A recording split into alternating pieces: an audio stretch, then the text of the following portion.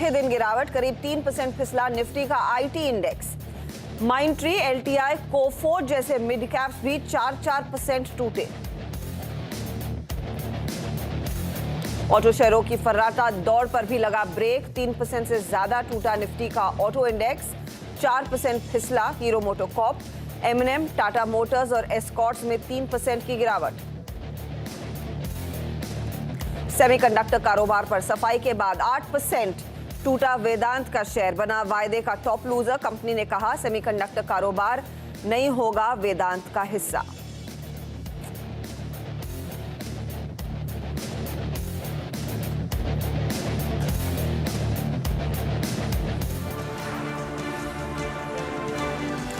नमस्कार, स्वागत है आप सभी का कमाई का अड्डा में। आज भारतीय बाजारों में फ्राइडे का सत्र लहूलुहान है। Across the board sell side की पोजीशंस देखने को मिली है। मैं हूं हर्षदा, मेरे साथ आज आशीष साथ दे रहे हैं क्योंकि वीरू ने इस मार्केट की तस्वीर को देखकर थोड़ी सी हाफ डे ले लिया और एक्चुअली इस तरह की स्थिति बनती दिखाई दे रही है क्योंकि आपको याद होगा वो सत्र जहां पर हमने ग्लोबल मार्केट्स को पूरी तरह से डिफाई किया था, एक बहुत तगड़ी रिकवरी देखने को मिली थी। आज उसी का पूरा उल्टा कारोबार देखने को मिल रहा है। 325 अंकों की गिरावट निफ्टी पर, 17,552 के लेवल्स आ चुके हैं अब आपकी स्क्रीन पर। दरअसल 17 ये लगभग डे लो ही आप मान के चले। निफ्टी बैंक भी 40,670 के आसपास हर टिक के साथ दरअसल ये लोअर लोज बनाता हुआ दिखाई दे रहा है, एटलीस्ट इंट्राडे के लिहाज से। तो फ्रेश लोज पर अब हम बैठे हुए हैं। लेकिन सबसे ज्यादा धुलाई दरअसल हुई है छोटे मझौले काउंटर्स की। मिड कैप इंडेक्स जब मैंने लास्ट देखा था तब वो 800 पॉइंट के नुकसान पर खड़ा था और अब आप देखिए 5 मिनटों में ये और 100 पॉइंट हल्का हो चुका है। 900 अंकों तक की गिरावट देखने को मिल रही है। तो बिकवाली दरअसल चौतरफा है, ऐसा नहीं है कि थोड़ी सी लॉन्ग साइड की पोजीशंस लिक्विडेट होती हुई दिखाई दे रही हैं। डर यही है कि कुछ शॉर्ट के भी सौदे लौटते हुए दिखाई दिए। मार्केट ब्रेथ आपको क्लियरली दिखाएगा पूरी तस्वीर मार्केट की। 2400 गिरने वाले शेयरों के सामने सिर्फ 470 हैं जो पॉजिटिव टेरिटरी में ट्रेड कर रहे हैं। टेक्नोलॉजी, ऑटो, मेटल्स, सरकारी बैंक, इन सब में बिकवाली इस पूरे हफ्ते और पिछले हफ्ते हमने सीमेंट की खूब बात की थी, वो भी पैक दरअसल पिटता हुआ दिखाई दिया। तो ऐसी कोई सेफ्टी के लिए कोई जगह नहीं है। आप कह सकते हैं बुल्स के बजाय आज बेयर्स हावी है मार्केट पर। आफ्टरनून आशीष, स्थिति बिगड़ती हुई है। दिक्कत भरी स्कीन। और एक रीजन हो सकता है बाजार में पिटाई ज्यादा है तो वीरू गायब है, दूसरा वो बीएचएल की इस महीने के एंड में एजीएम आ रही है तो उसकी तैयारी कर रहे होंगे। तो वही दिक्कत भरा सेशन आपकी स्क्रीन पे, जैसे हर्षदा ने बढ़िया तरीके से हाईलाइट करा। कल तक सब मान रहे थे एक हेल्दी करेक्शन है, एक्सपायरी के दिन थोड़ी सी मुनाफा वसूली बढ़िया, पर वो हेल्दी जब थोड़ी सी अनहेल्दी करेक्शन हो रहा है। 325 अंकों का दबाव। और आज सुबह जो इंपॉर्टेंट स्तरों की बात हो रही थी, कल क्लोज हुए थे हम 877 के लेवल्स पर, 700 तक के दबाव, गिरावट में खरीदारी करने का मन, इस तरह की कमेंट्री के बीच में आज वो प्रेशर, वो सेल ऑफ लगातार इंटेंसिफाई होता हुआ। और वजह थोड़ा तो हम थोड़े से ज्यादा स्टीम पिकअप कर ली थी तो फिजल आउट होना जरूरी भी था। और दूसरा ग्लोबल क्यूज बिल्कुल सपोर्टिव नहीं है। कल यूएस में पिटाई हुई थी, आज सुबह के यूएस फ्यूचर्स अभी इस समय भी दबाव और बढ़ता हुआ नजर आएगा आपको। तो कल के 1-1.25% के आसपास अक्रॉस बेंचमार्क्स प्रेशर के बाद आज फिर से आधे से 1% के आसपास यूएस के फ्यूचर्स कमजोरी के साथ कामकाज करते हुए।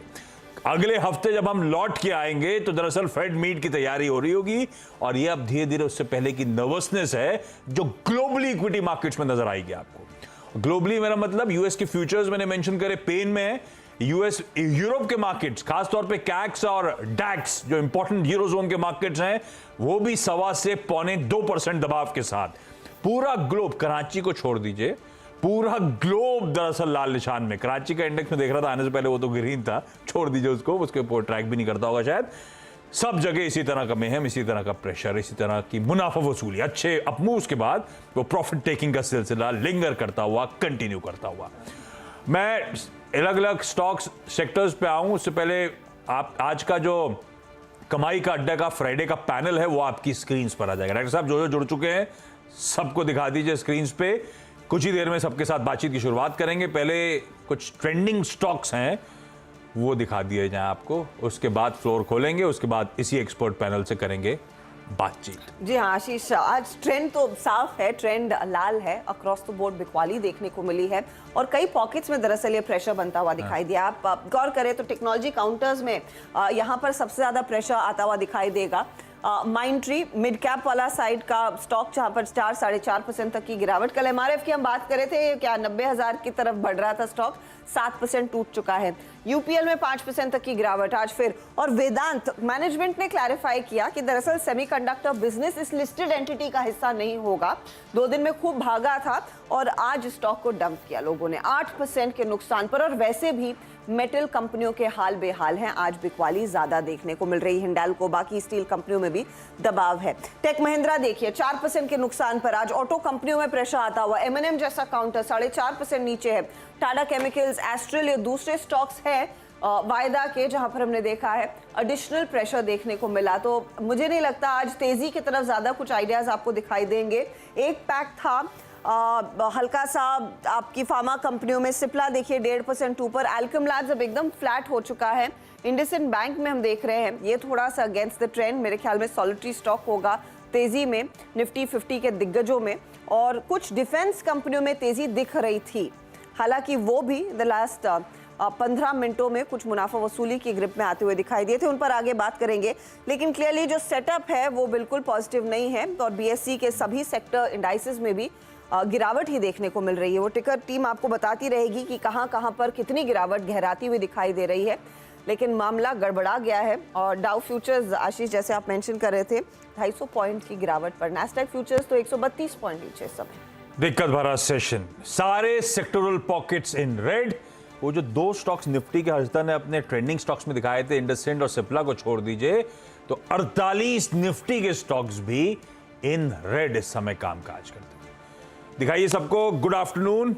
अच्छा, आज मानस से रिक्वेस्ट करी थी भाई कि भाई जरा चार्ट की डिटेल स्टडी करके समझाएं, ये जो की लेवल्स टूट रहे हैं। हम 550 के आसपास के जोन्स पे अब निफ्टी पे आके खड़े हुए। कल सुबह की कहानी थी 18,100 के लेवल्स, है ना, और अब हम ऑलमोस्ट 550। इस तरह से ये 1.5 दिन का सफर अब तक रहा है।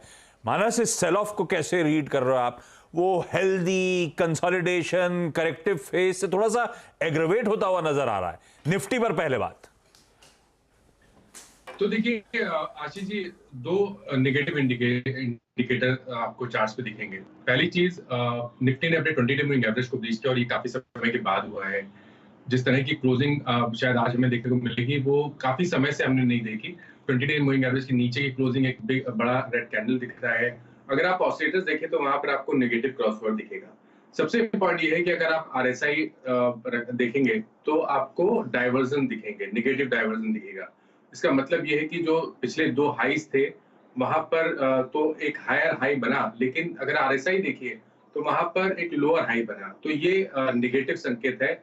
इसका मतलब ये है कि शायद आपको यहाँ से करेक्शन देखने को मिलेगा। हालांकि इस करेक्शन से शिकायत नहीं होनी चाहिए। एक बड़ी रैली हमने पिछले करीब 2 मंथ में देखी है, तो करेक्शन थोड़ा सा डीप और हो सकता है। मेरा समझना है 50 day moving average Nifty test कर सकता है, जो कि 17,250 के आसपास है। हालांकि अगर आप ट्रेडर हैं तो मैं करंट लेवल्स पे बिकवाली करने की राय नहीं देता। कोई उछाल मिले तो ही बिकवाली करिए। ये है निफ्टी 50 का हाल और ये है मानस की बढ़िया सी कमेंट्री। निफ्टी बैंक पे आता हूं। सेल ऑन राइज की स्ट्रैटेजी टेक्सचर बदल गया है। अब तक कन्विक्शन कॉन्फिडेंस था, बाय ऑन डिप्स की स्ट्रैटेजी थी और बढ़िया हम आउट परफॉर्म जब कर रहा था निफ्टी तो बढ़िया रिवॉर्ड भी वो स्ट्रैटेजी दे रही थी। अब देखिए वो सील लगी है सेल ऑन राइज की स्ट्रैटेजी। इस पे मैं आगे और भी एक्सपर्ट्स के व्यू लेकर आऊंगा। अच्छा, पहले टीजर्स, कुछ ही देर में सारे पैनल के इस समय के बढ़िया चुनिंदा स्टॉक्स पे बातचीत। वो टॉप कॉल्स इस समय के अलग अपनी जगह। 4 का चौका का टीजर भी दे देता हूं एक साथ ही, ताकि आप लोग रेडी रहें अपने अपने पिक्स के साथ। 2:20 पर बहेती साहब के पास जाएंगे, एक बढ़िया सा सस्ता ऑप्शन ट्रेड। 2:30 पर एफएनओ सुपरस्टार के लिए मानस तैयार रहेंगे। 2:40 पर चार्ट का चमत्कार और समीत चौहान होंगे एंजल वन से, उनसे करनी है उस पर बातचीत। और 2:50 के आसपास कोशिश होगी ये टाइमलाइंस को हम हिट कर पाए, लेकिन 2:50 के आसपास इसलिए कह रहा हूं, मिड कैप फंडा के तौर पे राजेश अग्रवाल सर जुड़ चुके हैं, उनसे जानेंगे। इस बीच और भी स्टॉक पिकिंग होगी, लेकिन एक अलग से मिड कैप फंडा पिक आपसे 45 मिनट दूर। लेकिन मानस, निफ्टी बैंक ये है तो अभी भी कुछ हद तक एक बेहतर शेड पे एटलीस्ट वीज़ावी निफ्टी, लेकिन आज 1.5% दबाव, आउट परफॉर्मिंग पॉकेट। डर ये रहता है कि आउट परफॉर्मिंग पॉकेट के साथ ये भी हो सकता है कि जब प्रॉफिट टेकिंग सीरियस होगी तो जहां ज्यादा मुनाफा है वहीं से खींचा भी जाएगा। निफ्टी बैंक ऐसा प्लेस, निफ्टी से एक शेड बेहतर आज भी खड़ा हुआ नजर आता है या नहीं? देखिए, अगर हम टेक्निकली देखें तो डेफिनेटली वो ज्यादा बेहतर लगता है, क्योंकि निफ्टी ने अपने 20 डे मूविंग एवरेज को ब्रीच किया है, उसके नीचे फिसला है। लेकिन बैंक निफ्टी अभी भी काफी दूर है अपने 20 डे मूविंग एवरेज से। लेकिन पैटर्न में कोई चेंज नहीं है। अगर आप 60 मिनट चार्ट देखेंगे तो वहां पर आपको रिवर्सल के साइन क्लियरली दिखेंगे। उसको देख के लगता है कि ये 20 डे मूविंग एवरेज वापस टेस्ट कर सकता है। तो 39,800 तक के टारगेट्स आपको बैंक निफ्टी में देखने को मिल सकते हैं। तो यहाँ पर भी स्ट्रेटजी वही रहेगी कि कभी कोई उछाल मिले तो अपनी लॉन्ग पोजीशन से निकलने की कोशिश करें, और अगर आप ट्रेडर हैं तो एक स्पेसिफिक स्टॉप लॉस के साथ बैंक निफ्टी में भी एक सेल कॉल ले सकते हैं 39,800 के टारगेट के लिए। ये हो गई निफ्टी बैंक। अरे आज सुबह मानस नहीं थे। सुबह मुझे पता चला कि लखनऊ में ताबड़तोड़ बारिश, बिजली भी आना बंद हो गई थी। मानस बहुत दिक्कत वाला सीन हो गया था क्या ओवरनाइट? बिल्कुल, देखिए कल रात से ही, एक्चुअली कल से ही बारिश थी, लेकिन कल रात में काफी बारिश हो गई, उसकी वजह से वाटर लॉगिंग काफी हो गया। नॉर्मली लाइट का बैकअप रहता है हम लोग सोसाइटी में, लेकिन वो बैकअप भी मॉर्निंग में कुछ दिक्कत कर रहा था, तो इसलिए मैंने शो कैंसिल किया। लेकिन अभी भी क्लाइमेट काफी खराब है और लगातार बारिश हो रही है। नहीं, बारिश तो इस बार आज मुंबई में भी बहुत हो रही है। गावा सर तो आज चिड़ियों की आवाज लेके बारिश की बूंदों की आवाज सुनवा रहे थे, इतनी तेज बारिश थी। गावा सर अभी भी हो रही खिड़की के बाहर क्या? लेता हूँ यहाँ पर, आवाज तो नहीं आ रहा अभी, लेकिन थोड़ी डिजिल हो सकता है, पॉसिबल है। गावा साहब मिड शो में एक अपडेट दे दीजिएगा, फिर हमारा प्लान अभी कैमरा शिफ्ट कर दूंगा। हाँ, कैमरा शिफ्ट कर दूंगा भाई। अच्छी बारिश हो तो कैमरा शिफ्ट कर देना, एक बार दिखा देना। और बीच शो के आप अपडेट दे सकते हैं, वेदर रिपोर्ट हमको दे दीजिएगा, क्योंकि आशीष और मुझे जब निकलना होगा फिर हम अकॉर्डिंगली प्लान करेंगे। क्योंकि नॉर्मली फिर ऐसे माहौल में पहले तो गूगल मैप्स देखा जाता है, फिर ऑफिस से निकला जाता है। पुणे का क्या हाल है राजेश जी? वहां पर भी बड़ी भयंकर बारिश हुई आउंध में, मैंने सुना। हाँ जी Harshita ji, first of all good afternoon. बहुत तेज बारिश है। कल रात 8 बजे जो शुरू हुई है वो अभी तक थमी नहीं है। अरे पता है, मैं एक अपडेट लेकर आया था, सुबह बताना भूल गया। पता नहीं सतपुर साहब और बहेती साहब ने फिर कैसे झेला होगा। ये सुना तो पानी का कट होना था, ये कल होना था कि आज होना था? पानी का कट मैंने तो हाँ, अरे पढ़ के आया था मैं आपके लिए और बहेती साहब के लिए कि कुछ अरेंजमेंट करके रखना आप लोग, तो प्रॉब्लम हो जाएगी। कुछ वाटर कट था, कुछ प्लांट में कुछ अपग्रेडेशन होना था। वो कई सारे रीजन से, वो कोरेगांव पार्क से लेकर पीछे सारा वो एरिया, पर ठीक है। अब टॉप कॉल की शुरुआत कर दी जाए या इस समय के बढ़िया वाले ट्रेड्स की शुरुआत कर दी जाए। ये कहाँ के बारिश के फुटेज है? अच्छा, ये जनरल है, क्योंकि मुंबई की बात भी हुई, पूना की बात भी हुई, और तो उन्होंने ऐसा जनरल फुटेज दिखा दिए। अब चलिए बढ़िया सी स्टॉक पिकिंग की शुरुआत कर देते हैं। गावा सर, आपसे शुरू कर रहा हूं, इस समय का टॉप ट्रेड क्या, और क्विकली निफ्टी को लेकर आपका व्यू क्या बन रहा है? देखिए, निफ्टी तो वीक है और बैंक निफ्टी भी वीक है, दोनों ही वीक है। मेरे ख्याल से लॉन्ग नहीं होना चाहिए। जैसे कि मैंने इसको बताया था कि 18,000 पार करना जरूरी है, वो स्ट्रॉन्ग रेजिस्टेंस है।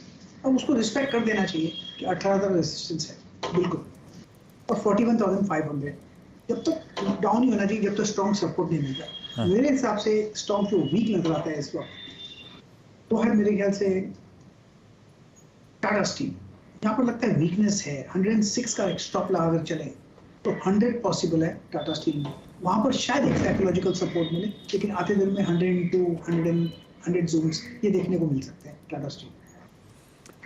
टाटा स्टील, बिकवाली का प्रेशर शायद बढ़ता हुआ नजर आए। ग्लोबल क्यू सपोर्टिव नहीं है, ग्लोबली स्लोडाउन का डर सता रहा है, सेंट्रल बैंक्स के एक्शन सता रहे हैं। ठीक है, लॉजिकली सेल कर सकते हैं इन लेवल्स पे आप टाटा स्टील को। 100 का टारगेट 106 के स्टॉप के साथ। बहेती साहब, आपका इस समय का top trade sir? Ashish ji, पूरा मार्केट ही फॉल हो रहा है, लेकिन जहां वीकनेस ज़्यादा है और जो स्टॉक्स मार्केट में पार्टिसिपेट भी नहीं कर रहे थे, वैसा एक स्टॉक है रेन इंडस्ट्रीज। ग्लोबल क्यूज के कारण बीच में एक ऑलरेडी फॉल हमने देखा था 6-7% का, और उसके बाद स्टॉक कंसोलिडेट कर रहा था 200 डेमा पे, आज उसने उस 200 डेमा को भी ब्रीच कर दिया है। हमें लगता है कि यहाँ से वीकनेस और देखने मिल सकती है, तो 170 का फर्स्ट लेवल है, मुझे लगता है कि वो जल्द आ सकता है स्टॉक में।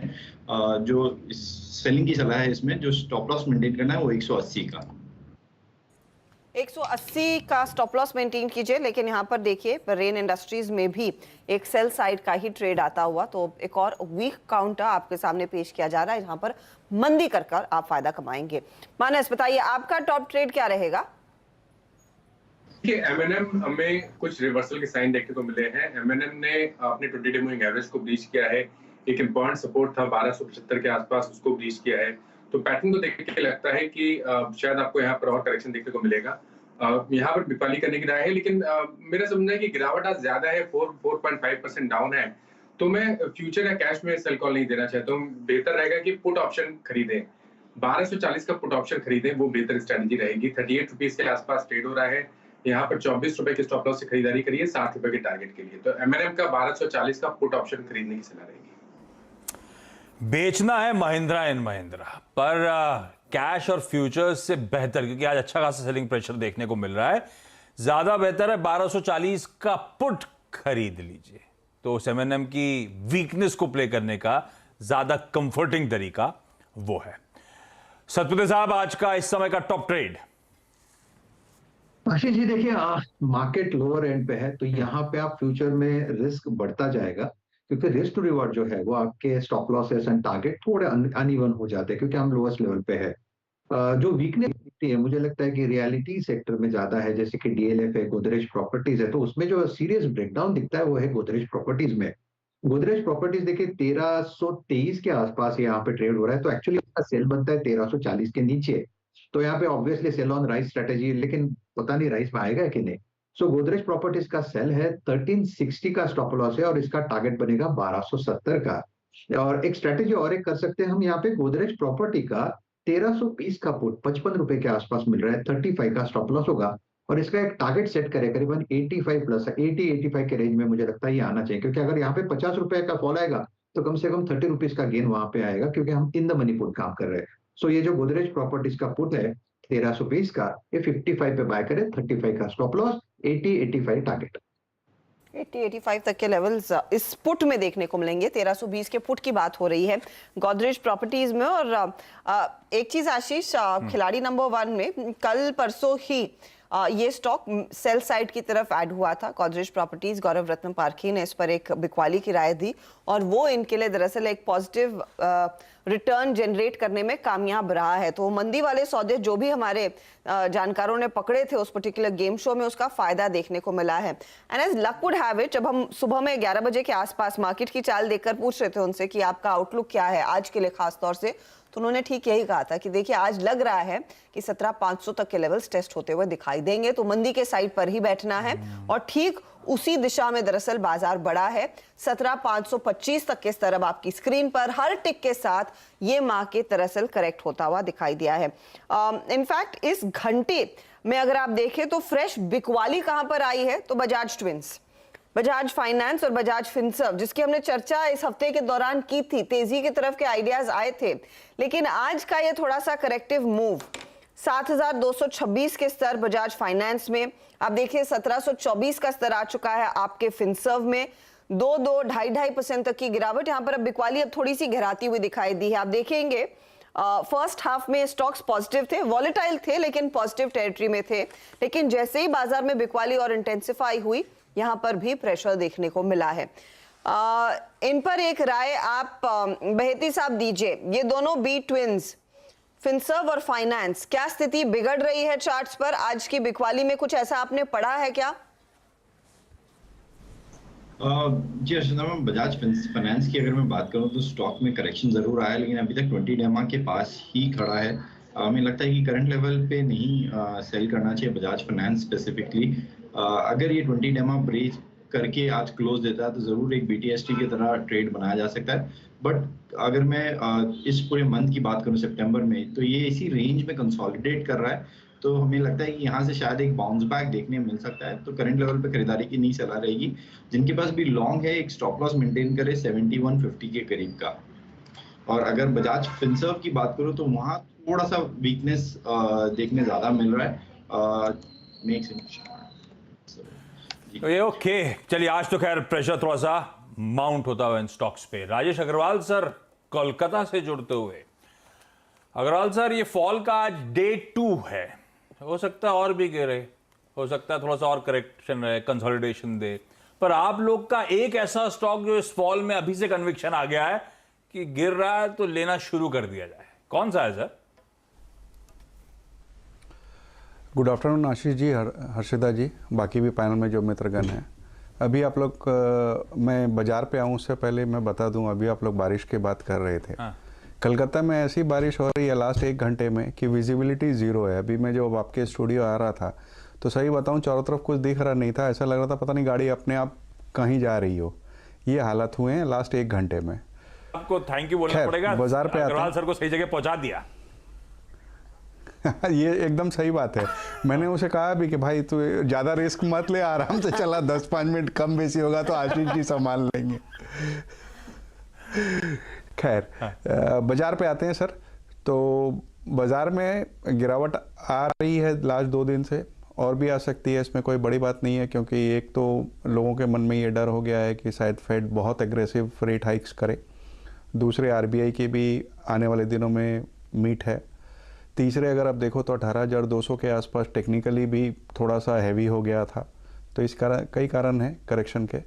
मुझे लगता है एक अच्छी अपॉर्चुनिटी दे रहे हैं आपको लॉन्ग टर्म के निवेश के लिए, बट इस वक्त चूँकि सिर्फ ट्रेडिंग के हिसाब से या थोड़े से मध्यम अवधि के हिसाब से बोलना हो तो मैं समझता हूँ थर्मैक्स पे ध्यान देना चाहिए। ग्रीन एनर्जी का जो ऑर्डर बुक है उनका बहुत अच्छा चल रहा है। इस वक्त टोटल ऑर्डर बुक 9,500 करोड़ के आसपास की है। बैलेंस शीट बहुत स्ट्रांग है, डेट बहुत नेग्लिजिबल है, वर्किंग कैपिटल साइकिल जो है वो बहुत छोटा है, और जिस तरीके के नए ऑर्डर्स आने की संभावनाएं बनी हुई है, मुझे लगता है मध्यम अवधि में स्टॉक 2900 रुपये तक जा सकता है। तो अगर कोई और गिरावट आती है या इस वक्त भी लोग चाहें तो खरीदारी कर सकते हैं। मुझे लगता है ये स्टॉक आपको अच्छे रिटर्न देगा।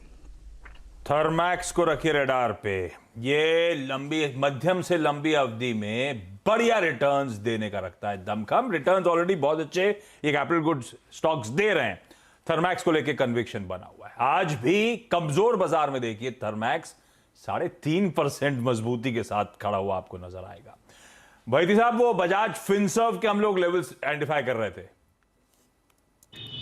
जी आशीष जी, बजाज फिनसर्व में एक वीकनेस परसिस्ट कर रही है ये भी स्टॉक, लेकिन 20 डेमा के ऊपर ही है, तो करंट लेवल पे बिकवाली की सलाह नहीं रहेगी। हमें लगता है कि 20 डेमा टूटेगा तो उसके बाद ही इसमें सेल करने की सलाह रहेगी। जो स्टॉप लॉस मेंटेन करना है, जिनके पास भी लॉन्ग है तो करीब करीब 1710 के करीब का एक एसएल मेंटेन करे अपने लॉन्ग पोजीशंस पे। ओके, तो बजाज फिनसर्व में भी एक देखिए एक वीकनेस ही देखने को मिल रही है। यहाँ पर वीकनेस लार्जली इंटेंसिफाई होती हुई दिखाई दी है। आशीष, 1-2 स्टॉक स्क्रीन पर रखते हैं जहां पर देखिए हर टिक के साथ बिकवाली बढ़ती हुई दिखाई दी है। आप चाहे वो वायदे की बात करें या फिर अपने कैश मार्केट वाले ट्रेड्स, सब में प्रेशर दरअसल बढ़ता हुआ। और वोल्टास एक स्टॉक जिसकी हम कल ही बात कर रहे थे तेजी की तरफ, एस्ट्रल एक स्टॉक जिसकी हमने काफ़ी चर्चा की है, ये देखिए तेजी से टूटते हुए दिखाई देने लगे हैं। उन पर एक व्यू फटाफट से ले लेते हैं। राजेश सातपुते, वोल्टास 890 के लेवल्स पर, और क्योंकि आप इस स्टॉक को क्लोजली ट्रैक करते आए हैं, यहाँ पर क्या हो रहा है? क्या हल्की सी अनवाइंडिंग है या फिर शॉर्ट पोजीशंस आना शुरू हो चुकी हैं?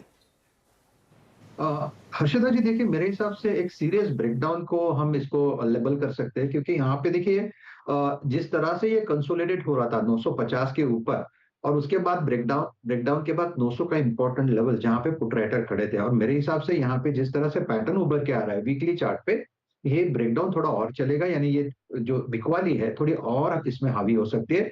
इसका जो टारगेट अनफोल्ड हो रहा है वो कम से कम 860-850 का हो रहा है, तो 900 के नीचे आपका सेल बनता है वोल्टास में। आपका जो स्टॉप लॉस आपको प्लेस करना है वो 920 के रेंज में रखे। अगर आपको पुट के द्वारा इसको प्ले करना है तो देखिए 900 का यानी इन द मनी का पुट करीबन 50 रुपए के आसपास है, 45 के ऊपर का बाय बनता है, तो आपका stop loss should be below 40 and you can set this target to at least 70 plus.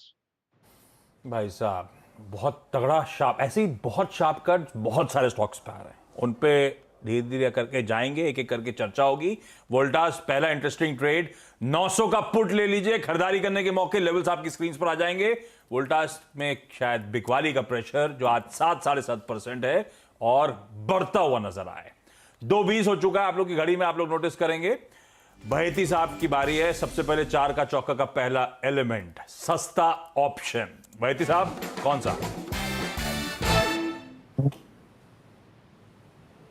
Ji, DLF में सेल कॉल रहेगा। जिस हिसाब से क्रैकडाउन ऑलरेडी डीएलएफ में देखने मिला है, हमें लगता है कि 390 का जो पुट है उसमें खरीदारी की जा सकती है। 16 रुपए के करीब ये चल रहा है, उसमें पोजीशन बनाने की सलाह रहेगी। जो स्टॉप लॉस मेंटेन करना है वो करीब करीब 10 रुपए का, और इसमें हमें लगता है कि 26 रुपए तक के टारगेट्स आते हुए देखने मिल सकते हैं।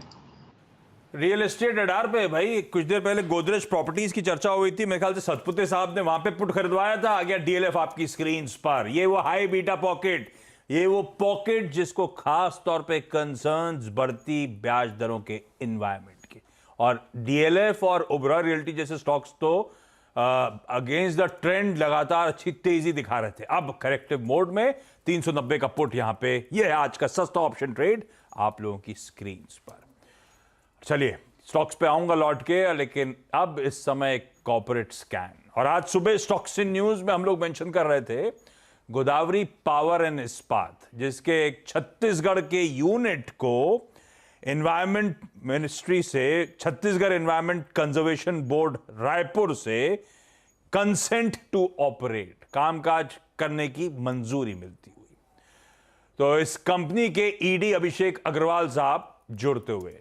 अग्रवाल सर, हाय, गुड आफ्टरनून। ये आपके आयरन और पेलेट प्लांट को मंजूरी जो मिली है, ये क्या फाइनल नॉट है? Plant up and running, commission करने के लिए तैयार बैठा था, मंजूरी का इंतजार था, या अब उसमें कंस्ट्रक्शन की शुरुआत होगी? किस फेज पे खड़े हैं हम लोग? नो, जस्ट अगर आपको थोड़ा क्लेरिफाई करूं मैं, तो हमारा जो पहला परमिशन था वो था 2.4 मिलियन टन का, जिसको हमने आज से 3 महीने पहले अप्लाई किया था to increase from 2.4 to 2.7। Plant वही है, plant is already up and running now with this ये इंक्रीज कैपेसिटी से। Now we can produce up to 2.7 million ton annually against 2.4 million ton. उसी प्लांट से आप फर्दर आयरन और pellet generate कर पाओगे, आप ये कह रहे हो? You just needed a note from the ministry. Yeah, exactly. So with minor modifications and improvement in efficiency, हम उसी प्लांट से अब 2.4 की जगह 2.7 प्रोड्यूस कर पाएंगे। ये माइनर मॉडिफिकेशंस मतलब ये ऑलरेडी कर चुके हो आप या करने हैं? और हमने ऑलरेडी माइनर मॉडिफिकेशन कर चुका है। नाउ विद दिस कंसेंट हम अब 2.7 के रफ्तार से प्रोडक्शन कर सकते हैं एनुअल बेसिस पे। ये जो 2.4 करंट कैपेसिटी थी, इसका यूटिलाइजेशन लेवल कहां खड़ा हुआ था sir? Close to 100%। Last year हमने बनाया था 23.99। अरे वाह, 100% कैपेसिटी पे ऑपरेट कर रहे हो आप। इसका मतलब इस नॉट के थ्रू आई एम अज्यूमिंग आने वाले दिनों से ही आप शुरुआत कर सकते हो। You can operate at 2.7। Yes, now from now onward हमें परमिशन मिल चुकी है, तो now slowly and slowly we will ramp up the production and कोशिश करेंगे कि हम बहुत जल्द 2.7 के रेट से प्रोडक्शन करना चालू कर दें। आप इतना प्रोडक्शन रैंप अप की तैयारी कर रहे हैं, तो आई एम गेसिंग आपको उतनी डिमांड दिख रही है मार्केट में, करेक्ट? क्या एक अंदाजा दे पाएंगे कि किस तरह की डिमांड है और कितनी आपको क्या इतनी कैपेसिटी पर्याप्त होगी उसको सर्विस करने के लिए? मैम, सिंस गोदावरी पावर जो पेलेट बनाता है वो काफी एक नीश मार्केट को कैटर करता है। हम बनाते हैं हाईग्रेड पेलेट जिसका एपी इज अराउंड 65। इंडिया में हम अकेले लौटे प्लेयर हैं जो इस क्वालिटी का पेलेट बनाते हैं। एंड सो जो हमारा एडिशनल प्रोडक्शन होगा उसके लिए we already have buyers in the market. हम बड़े प्लांट जैसे बिग 5 जिसे कहते हैं, Tata, JSP, all these guys, Uttam Galva, हम ऑलरेडी इनको सप्लाई कर रहे हैं। तो जब हमारा एडिशनल प्रोडक्शन होगा 3 लाख टन का, हम आराम से इनको सप्लाई कर सकते हैं। तो डिमांड में कोई हमको कमी नहीं दिखती। डिमांड बढ़िया, 2.4 से 2.7 की तरफ आप मूव कर जाओगे। इसका back of the envelope calculation क्या कहता है? इससे फाइनेंशियल्स पे क्या इंपैक्ट पड़ेगा, कितना पड़ेगा? सर देखिए, वो तो कहना मुश्किल है because market is highly volatile right now. But क्योंकि हमारी कैप्टिव माइंस है, ऑलमोस्ट कैप्टिव और यूज करते हैं, तो जो भी एडिशनल प्रोडक्शन होगा उससे स्ट्रेट अवे एडिशनल हमारा EBITDA जनरेट होगा। वो डिपेंड करता है, कभी 20% हो, कभी 15 हो, कभी 30, depends on the market condition. उसको अभी आज के दिन डिटरमाइन करना बहुत मुश्किल है, बट डेफिनेटली एडिशनल EBITDA से जनरेट होगा। आप जिन एंड कंज्यूमर्स के नाम ले रहे हो, इसमें बड़ा कंसर्न रहता है कि ग्लोबल स्लोडाउन की बात, शायद ठंडा पड़ जाए, डिमांड ट्रैक्शन लूज आउट होता हुआ नजर आए, तो इन पे भी वो स्टॉक्स एटलीस्ट उस तरह से रिएक्ट करते हैं। पर डोमेस्टिक मार्केट में धंधा, बिजनेस, वायबिलिटी, आपके कस्टमर्स के साथ चैनल चेक, कोई कंसर्न नहीं ना, डिमांड 10 की 10 सेकेंड हाफ में भी उतनी ही रोबस्ट रहेगी। So the only reason is because हमारा जो पैलेट बनता है वो काफी अच्छी क्वालिटी का पैलेट है, इंडिया में हमारा कोई कॉम्पिटिटर नहीं है, तो उस कारण से हमारा प्रेफरेंस दिया जाता है। We are the first preference when it comes to new order. तो हमें दिक्कत नहीं होगी ऑर्डर्स को एग्जीक्यूट करने में, ना कि डिमांड को कैटर करने में। We are confident. हाँ, मैं आपसे इस पूछना चाहती हूँ कि आपने कहा कि आप काफी वॉलेटाइल रहता है, इस समय प्राइसिंग ट्रेंड है क्या? किस तरह का आपका कॉस्ट आता है इन पैलेट्स को बनाने में? कितना आप अपने कस्टमर्स को पास ऑन कर रहे हैं? कितना बना पा रहे हैं डिफरेंस मार्जिन वाइज? अगर उसका एक आउटलुक हमें दे सके। मैम करंटली छत्तीसगढ़ पर से रायपुर में मैम अभी पैलेट की prices are around 8,000 rupees ex plant level, and the prices हर 15-20 दिन में राइज होते रहते depending on the demand and supply. आज के दिन में प्राइजेज 8,000 एक्स प्लांट लेवल्स पे हैं। और जहां तक प्रोडक्शन कॉस्ट की बात करूं मैम, सिंस हमारा कैप्टिव आयनो माइंस है काफी कुछ ऑलमोस्ट 90%, तो production cost is close to, मैं बोलूंगा मैम हमारा जो कन्वर्जन कॉस्ट है वो करीब करीब आज के दिन 1500 रुपए टन है। Okay Abhishek ji, thank you so much. आप कॉन्फिडेंट हो, आपका स्टॉक भी ठीक है, ऐसे बाजार में अभी भी 1-1.5% के आसपास की नरमी के साथ ट्रेड करता हुआ। बढ़िया खबर, बढ़िया डिमांड ट्रैक्शन, 100% पे कैपेसिटीज पे ऑपरेट। अरे कहाँ 1-2%, ये तो ऊपर तो फ्लैट हो गया, रिकवर कर रहा है, पॉजिटिव टेरिटरी में आ गया एक्चुअली आशीष। तो मार्केट को क्या कमेंट्री पसंद आ रही है? 100% कैपेसिटी पे ऑपरेट कर रहे हैं, एडिशनल कैपेसिटी जितनी क्रिएट हो रही है इंस्टेंटली हो जाएंगी और वो फिर कंट्रीब्यूट करती हुई नजर आएंगी। बढ़िया है। राजेश अग्रवाल सर, ये ट्रैक करते हो आप फंडामेंटली गोदावरी पावर एंड इस्पात? जी बिल्कुल, इनफैक्ट मैं इनके प्लांट पे सिलतरा रायपुर में है, वहाँ भी गया हुआ हूँ, and very good company. Billet sponge ferro में है, इनकी एक सब्सिडरी है जो पावर में भी है, डिविडेंड अच्छा देती है। वैल्यूएशन देखेंगे तो 3-4 की पी पे ट्रेड कर रही है। और जिस तरीक़े से अभी अभिषेक जी बता रहे थे कि इनके एक्सपेंशन वगैरह पूरे हो गए, मुझे लगता है वहाँ से भी नंबर्स अच्छे आएंगे। 100% प्लांट कैपेसिटी रन कर रहा है, हाईली अंडर वैल्यूड है। 3-4 की पी में 18,000 के लेवल के निफ्टी में आपको स्टॉक मिलते कहाँ हैं जो प्रॉफिटेबल कंपनीज हो खास करके। मुझे लगता है यहाँ पे बिल्कुल एक बार ध्यान देना चाहिए। आश्चर्य नहीं होगा अगर आने वाले 6 से 9 महीने में 15 से 20% की अप मूव दिखाने को मिले। कमेंट्री के बाद स्टॉक अब इनफैक्ट 1% की मजबूती के साथ कामकाज करता हुआ। अच्छा, एक पॉकेट जो कल एकदम से बड़ी हरकत में आई वो थे सारे वो टायर मैन्युफैक्चरर्स, और कल के बाद आज ही वो सीरियस अनवाइंडिंग शुरू हो चुकी है। एमआरएफ 8% कमजोर, बालकृष्ण 6% की कमजोरी। इनफैक्ट अपोलो में देख रहा था सारे के सारे स्टॉक्स अच्छे खासे अनवाइंडिंग का प्रेशर झेलते हुए। मानस ऑटो स्टॉक्स, ऑटो छोड़ देते, टायर स्टॉक्स देखेगा कल के जबरदस्त अप मूव्स और इक्वली स्ट्रॉन्ग आज करेक्टिव मूव में चले गए, ज्यादातर, सब नहीं। तो देखिए बिल्कुल सही है कि ज्यादातर स्टॉक्स जो है वो बिकवाली के चलते उन स्टॉक्स ने ट्रेंड चेंज किया है, और उनमें से भी टायर क्षेत्र के स्टॉक भी हैं। पर फिर भी मेरा समझना है कि यहाँ पर शॉर्ट कॉल नहीं लेना है। आप हालांकि कोई बाउंड बैक मिले तो वहां पर प्रॉफिट बुक कर सकते हैं, लेकिन चाहे वो अपोलो टायर हो, चाहे वो एमआरएफ हो, यहाँ पर सेल कॉल नहीं है। तो उछाल पे अपनी लॉन्ग पोजीशन से एग्जिट करें, बट फ्रेश शॉर्ट बनाने की सलाह नहीं रहेगी। बिल्कुल ठीक भाई। अच्छा, एमआरएफ दे दिया मानस ने। ये एमआरएफ ये पिकी है क्या? ये मानस 230 वाला हो गया क्या मामला? वो जो हमने पिक मांगी थी एफएनओ सुपरस्टार नहीं है ना ये? नहीं बिल्कुल भी नहीं। हाँ, अच्छा, मेरे को लगा कि वो एफएनओ सुपरस्टार आ गया। मैं भूल गया, तो मानस के पास एफएनओ सुपरस्टार के 230 पे जाना ही था, तो मानस के पास पहुंच ही गए हैं। तो एफएनओ का सुपरस्टार का जरा स्टिंग प्ले कर दीजिए। उसके बाद आप लोगों को स्क्रीन पे समीत चौहान दिख रहे हैं जुड़ते हुए एंजल वन से। समीत से भी बातचीत करेंगे, लेकिन मानस इस समय का एफएनओ सुपरस्टार कौन सा? देखिए एफएनओ सुपरस्टार के लिए पीवीआर पे एक सेल रिकमेंडेशन है। देखिए पीवीआर ने एक सपोर्ट रीच किया है, सबसे इंपॉर्टेंट तो वही है कि 1770 के आसपास का जो सपोर्ट था उसको रीच किया है। दूसरी बहुत इंपॉर्टेंट चीज ये है कि पीवीआर ने अपने 200 डे मूविंग एवरेज को ब्रीच किया, उसके नीचे निकला है। तो करंट लेवल्स पे भी पीवीआर में एक सेल कॉल लेना चाहिए। ये पोजीशन ट्रेड है आने वाले 2 दिनों के लिए। तो आप क्योंकि स्टॉप लॉस बड़े आ रहे हैं तो स्टॉप लॉस और टारगेट दोनों बड़े रहेंगे। तो पीवीआर में बिकवाली करनी है, 1800 रुपए के स्टॉप लॉस से बिकवाली करिए। 1625 तक के टारगेट्स आपको पीवीआर में देखने को मिल जाएंगे। 1625 के टारगेट्स गावा सर कह ही रहे थे कमजोरी है। गावा सर ये स्टॉक पे कॉल था कि मूवी पे वर्डिक्ट था आपका?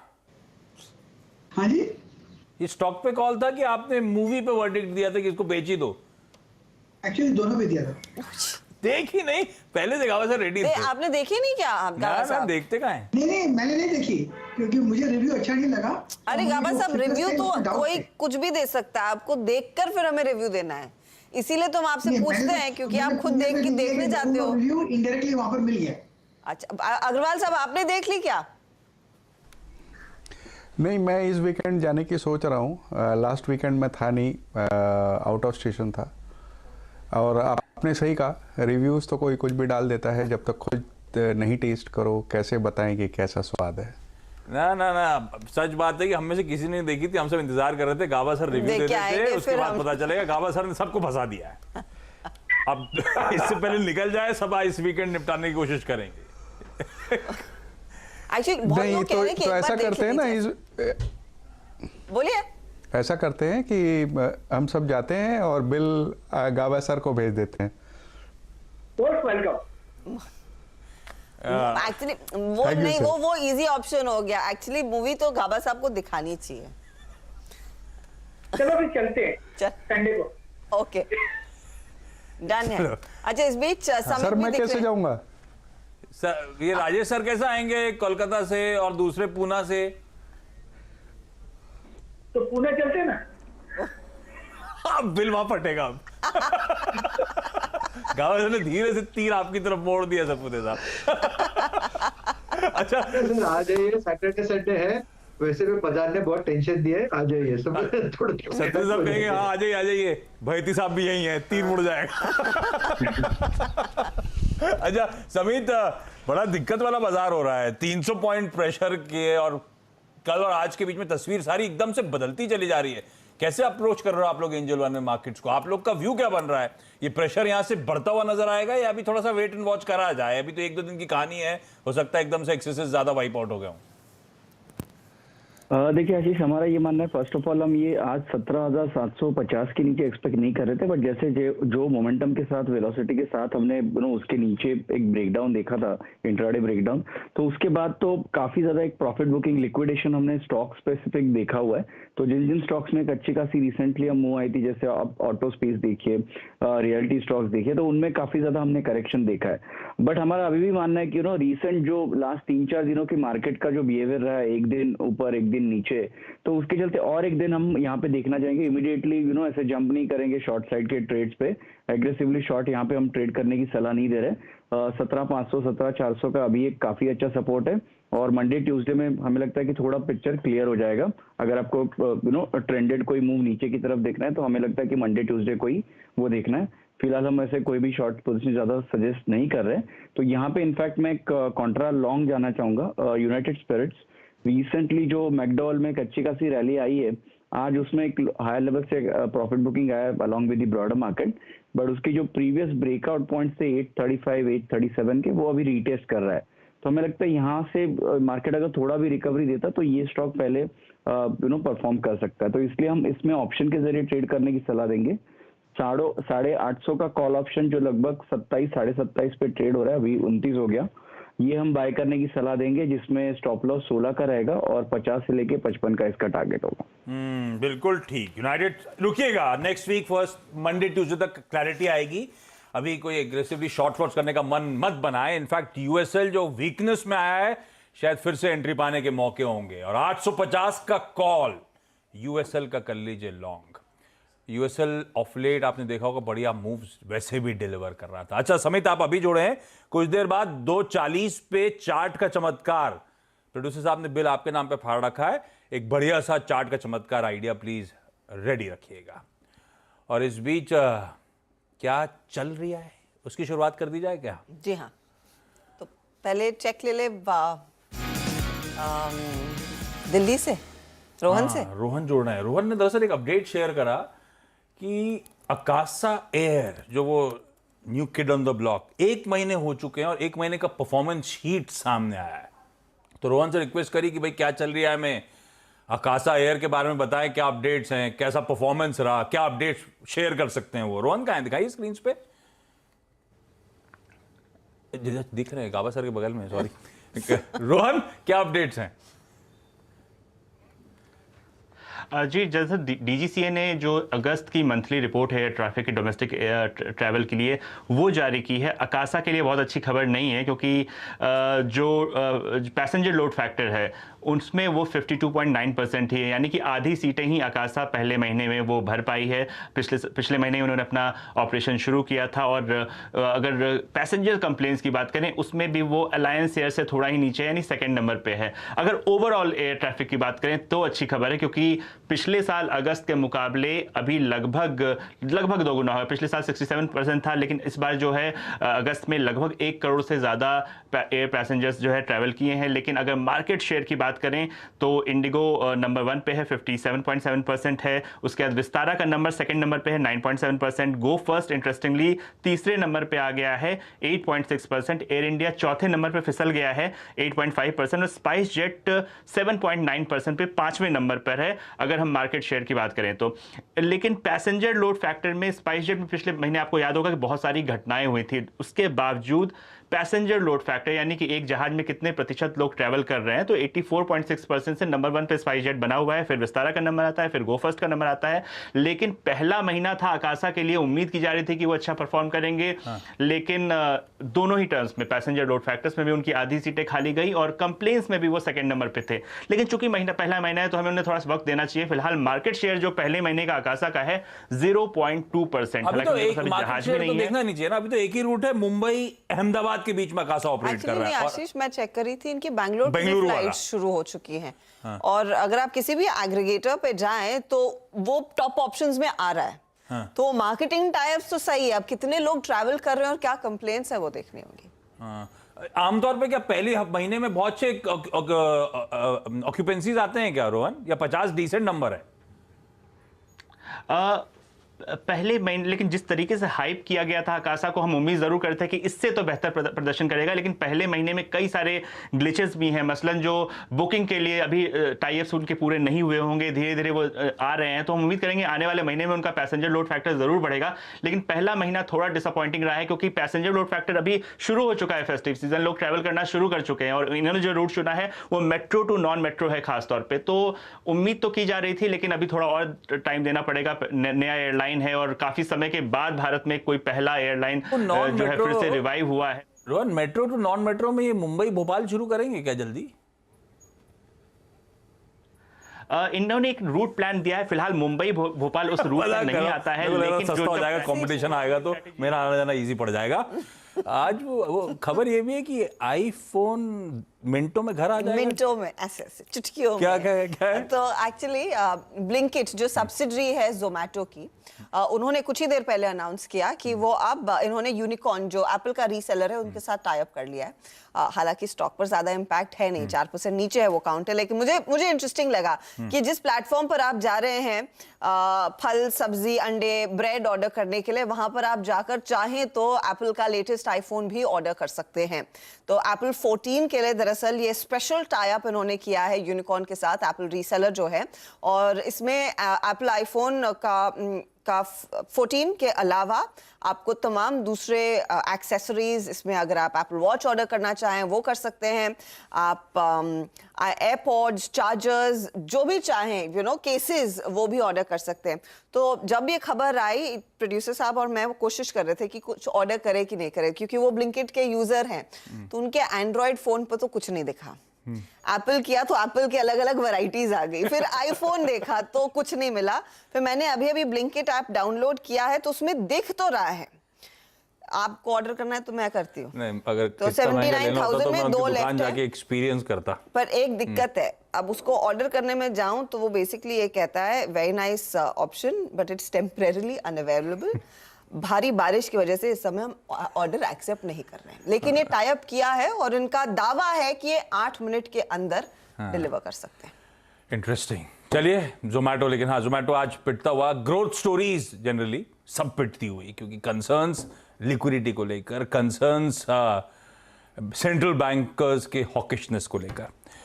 आपने विंडो में रिपोर्ट भी आई थी ना है? एक ब्रोकरेज मॉर्गन स्टैनली ने इस पर कवरेज शुरू किया था। किस पे? जोमेटो पे। वो 95 का टारगेट, 95 का टारगेट जो पहले इन्होंने कवरेज शुरू किया था, तब वो स्टॉक करीब 62 के आसपास हुआ करता था, वहां से ज्यादा हिला भी है नहीं। पर वो 135 का टारगेट था, उसको अब घटाकर कह रहे हैं 95, तो उसका भी ओवरहैंग है शेयर में। भाव को पकड़ने की कोशिश भी कर रहे हैं। अब 135 कहां पहुंचेगा जल्दी। अच्छा, चार का चौके की अगली घड़ी। समित से अभी भी टीज किया था मैंने कि चार्ट का चमत्कार समित के पास जाने वाले हैं। 240 पे 240 हो चुका है। समित, कौन सा स्टॉक आइडेंटिफाई किया आपने और क्या रीजन? देखिए लॉन्ग साइड पे रहेंगे। मैकडॉवेल जो यूनाइटेड स्पिरिट्स हमने अभी रेकमेंड किया था उसमें ऑलरेडी थोड़ा मूव आना स्टार्ट हो चुका है। एक्सिस बैंक की अगर हम बात करें तो ओवरऑल बैंकिंग स्पेस ने आउट परफॉर्म किया है। एक्सिस बैंक अभी भी अगर हम सुबह से देखें तो इतना ज्यादा ये करेक्शन में उसने पार्टिसिपेट नहीं किया। इनफैक्ट जो उसके प्रीवियस ब्रेकआउट पॉइंट थे 775, 776, वहीं से आज उसने रिकवरी दी है। तो हमें लगता है कि यहाँ से अगर मार्केट में रिकवरी थोड़ी भी आती है, एक्सिस बैंक इसमें परफॉर्म करेगा, तो इसलिए हम एक्सिस बैंक यहाँ पे बाय करने की सलाह देंगे, जिसमें लगभग स्टॉप लॉस 772 का रहेगा और टारगेट 810 का होगा। सब तेजी के मूड में है और स्टॉक्स रिकवरी के मोड पे आ भी रहे हैं। यूएसएल दिखाई है कुछ ही देर पहले, 5 मिनट पहले यूएसएल की बात हुई थी, वो आपकी स्क्रीन्स पर आएगा। समित ने हमको वहां पे 850 का कॉल दिलवाया हुआ है और वो देखिए यूएसएल 5 मिनट में बढ़िया रिकवरी स्क्रीन्स पे प्ले आउट होती हुई। लाइकवाइज एक्सिस बैंक अब रिलेटिव स्ट्रेंथ दिखा रहा है। समित कहना अगर मार्केट संभला तो एक्सिस बैंक की तेजी तूल पकड़ सकती है। उस स्टॉक को भी रखिए अपने रेडार पे। लेकिन वो जो विंडो क्रिएट करी थी डायरेक्टर साहब ने, उसमें आपने एक नया चेहरा आता हुआ देखा था। मोतीलाल ओसवाल फाइनेंशियल सर्विसेज के गौतम दुग्गड़ साहब इस समय स्टूडियोज में मौजूद हमारे साथ। दरअसल गौतम, हाय, गुड आफ्टरनून, स्वागत है आपका। दरअसल Monday onwards 18th Motilal Oswal annual global investor conference, MOAGIC MOAGIC नहीं बोलेंगे ना, MOAGIC। ये मोतीलाल ओसवाल का मैजिक है। मोतीलाल ओसवाल का जो मैजिक है, अगले हफ्ते वो कॉन्फ्रेंस, और उसके कर्टन रेजर के लिए हमने गौतम से रिक्वेस्ट करी थी, जरा समझाइए, आके बताइए क्या होने वाला है। गौतम, मंडे से लेके फ्राइडे तक 5 दिन का इवेंट, कैसा पार्टिसिपेशन, कैसा रिस्पॉन्स, एक हफ्ता क्या करने वाले हो आप लोग? ये हमारा एनुअल इन्वेस्टर कॉन्फ्रेंस होता है, काफ़ी एंटिसिपेटेड इवेंट है ये। इसमें करीबन 170 कंपनीज रहेगी 3 दिन पहले, जो इन्वेस्टर से मिलेगी, इंस्टीट्यूशनल। करीबन 1000 इन्वेस्टर्स इसमें आते हैं, 800 से 750 के बीच डोमेस्टिक और 200 से 250 के बीच फॉरेन इंस्टीट्यूशनल इन्वेस्टर्स होते हैं। साथ ही साथ पैरेलल CEO ट्रैक चलता है नीचे, जिसमें 2 दिन में करीबन 15 CEOs अपने प्रेजेंटेशन देंगे, अलग अलग सेक्टर के, नॉन कॉर्पोरेट प्लस कॉर्पोरेट मिला के। सो इसमें कॉर्पोरेट सेक्टर्स के करीबन 10 CEOs हैं और नॉन कॉर्पोरेट से 5 CEOs है। और इसके अलावा फिर हमारे अलग अलग सिटी के आइटनरीज होते हैं, जैसे दिल्ली आइटनरी होगा, बैंगलोर आइटनरी होगा, लखनऊ आइटनरी। इसका की कंपनी स्पेसिफिकली बुला रहे हो, ऐसा होगा क्या? नहीं, इसमें हमारे जो इन्वेस्टर्स हैं उनको हम दिल्ली लेके जाएंगे। जुबिलेंट फूडवर्क्स का कॉमिजरी विजिट है, कोई कंपनी का प्लांट विजिट है। सिमिलरली बैंगलोर में हम अलग अलग रियल एस्टेट प्रोजेक्ट्स दिखाएंगे। भारत दर्शन पे ले जा रहे हो आप? हाँ। तो ये विजिट्स आप कैसे प्लान करते हैं नॉर्मली, अज्यूमिंग क्योंकि आपने जुबिलेंट फूड ये प्लान में है या ये एग्जांपल है, तो जुबिलेंट फूड क्योंकि आपके पोर्टफोलियो में एक हाईली रेटेड स्टॉक है, इसलिए आपने उस कंपनी को चुना है कि निवेशक भी देखें कि यहाँ पे चल ये हमारा टॉप आइडिया रहा है। पूरे QSR स्पेस पे हमको बहुत तेजी लगता है पिछले 1.5-2 सालों से, स्पेशली कोविड के बाद से। हमें लगता है इस सेक्टर में बहुत ग्रोथ आएगी आगे भी। आपने देखा होगा पिछले 6 महीने में कई सारे QSR सेक्टर के जो स्टॉक्स है, Devyani, Sapphire, barbeque, Burger King, ये सारे स्टॉक्स काफ़ी अच्छा रिटर्न दिए हैं। हमें लगता है जुबिलेंट जो अंडर परफॉर्म किया है पिछला 6 महीने में, वहाँ पे हमें थोड़ा सा रिटर्न इंप्रूव होते हुए दिख रहा है, बिकॉज ये एक ही कंपनी है जहाँ पे कंसिस्टेंट ROE बना है पिछले 10 सालों से, और ग्रोथ भी बहुत अच्छी रही है और हर साल प्रॉफिट बनाया है इन्होंने। सो अलग अलग तरीके से स्टॉक मार्केट को देखने का एक क्राइटेरिया रखते हैं हम जब हम तो आपके जो आइटनरी विजिट कन्विक्शन कराते हैं। आइडियाज हैं उनके साथ टाइप और अपनी आइटिनरी में फिर उन लोग को आप रोपन करते हो और अपने इन्वेस्टर्स को वहां ले जाते हो दिखाने घुमाने।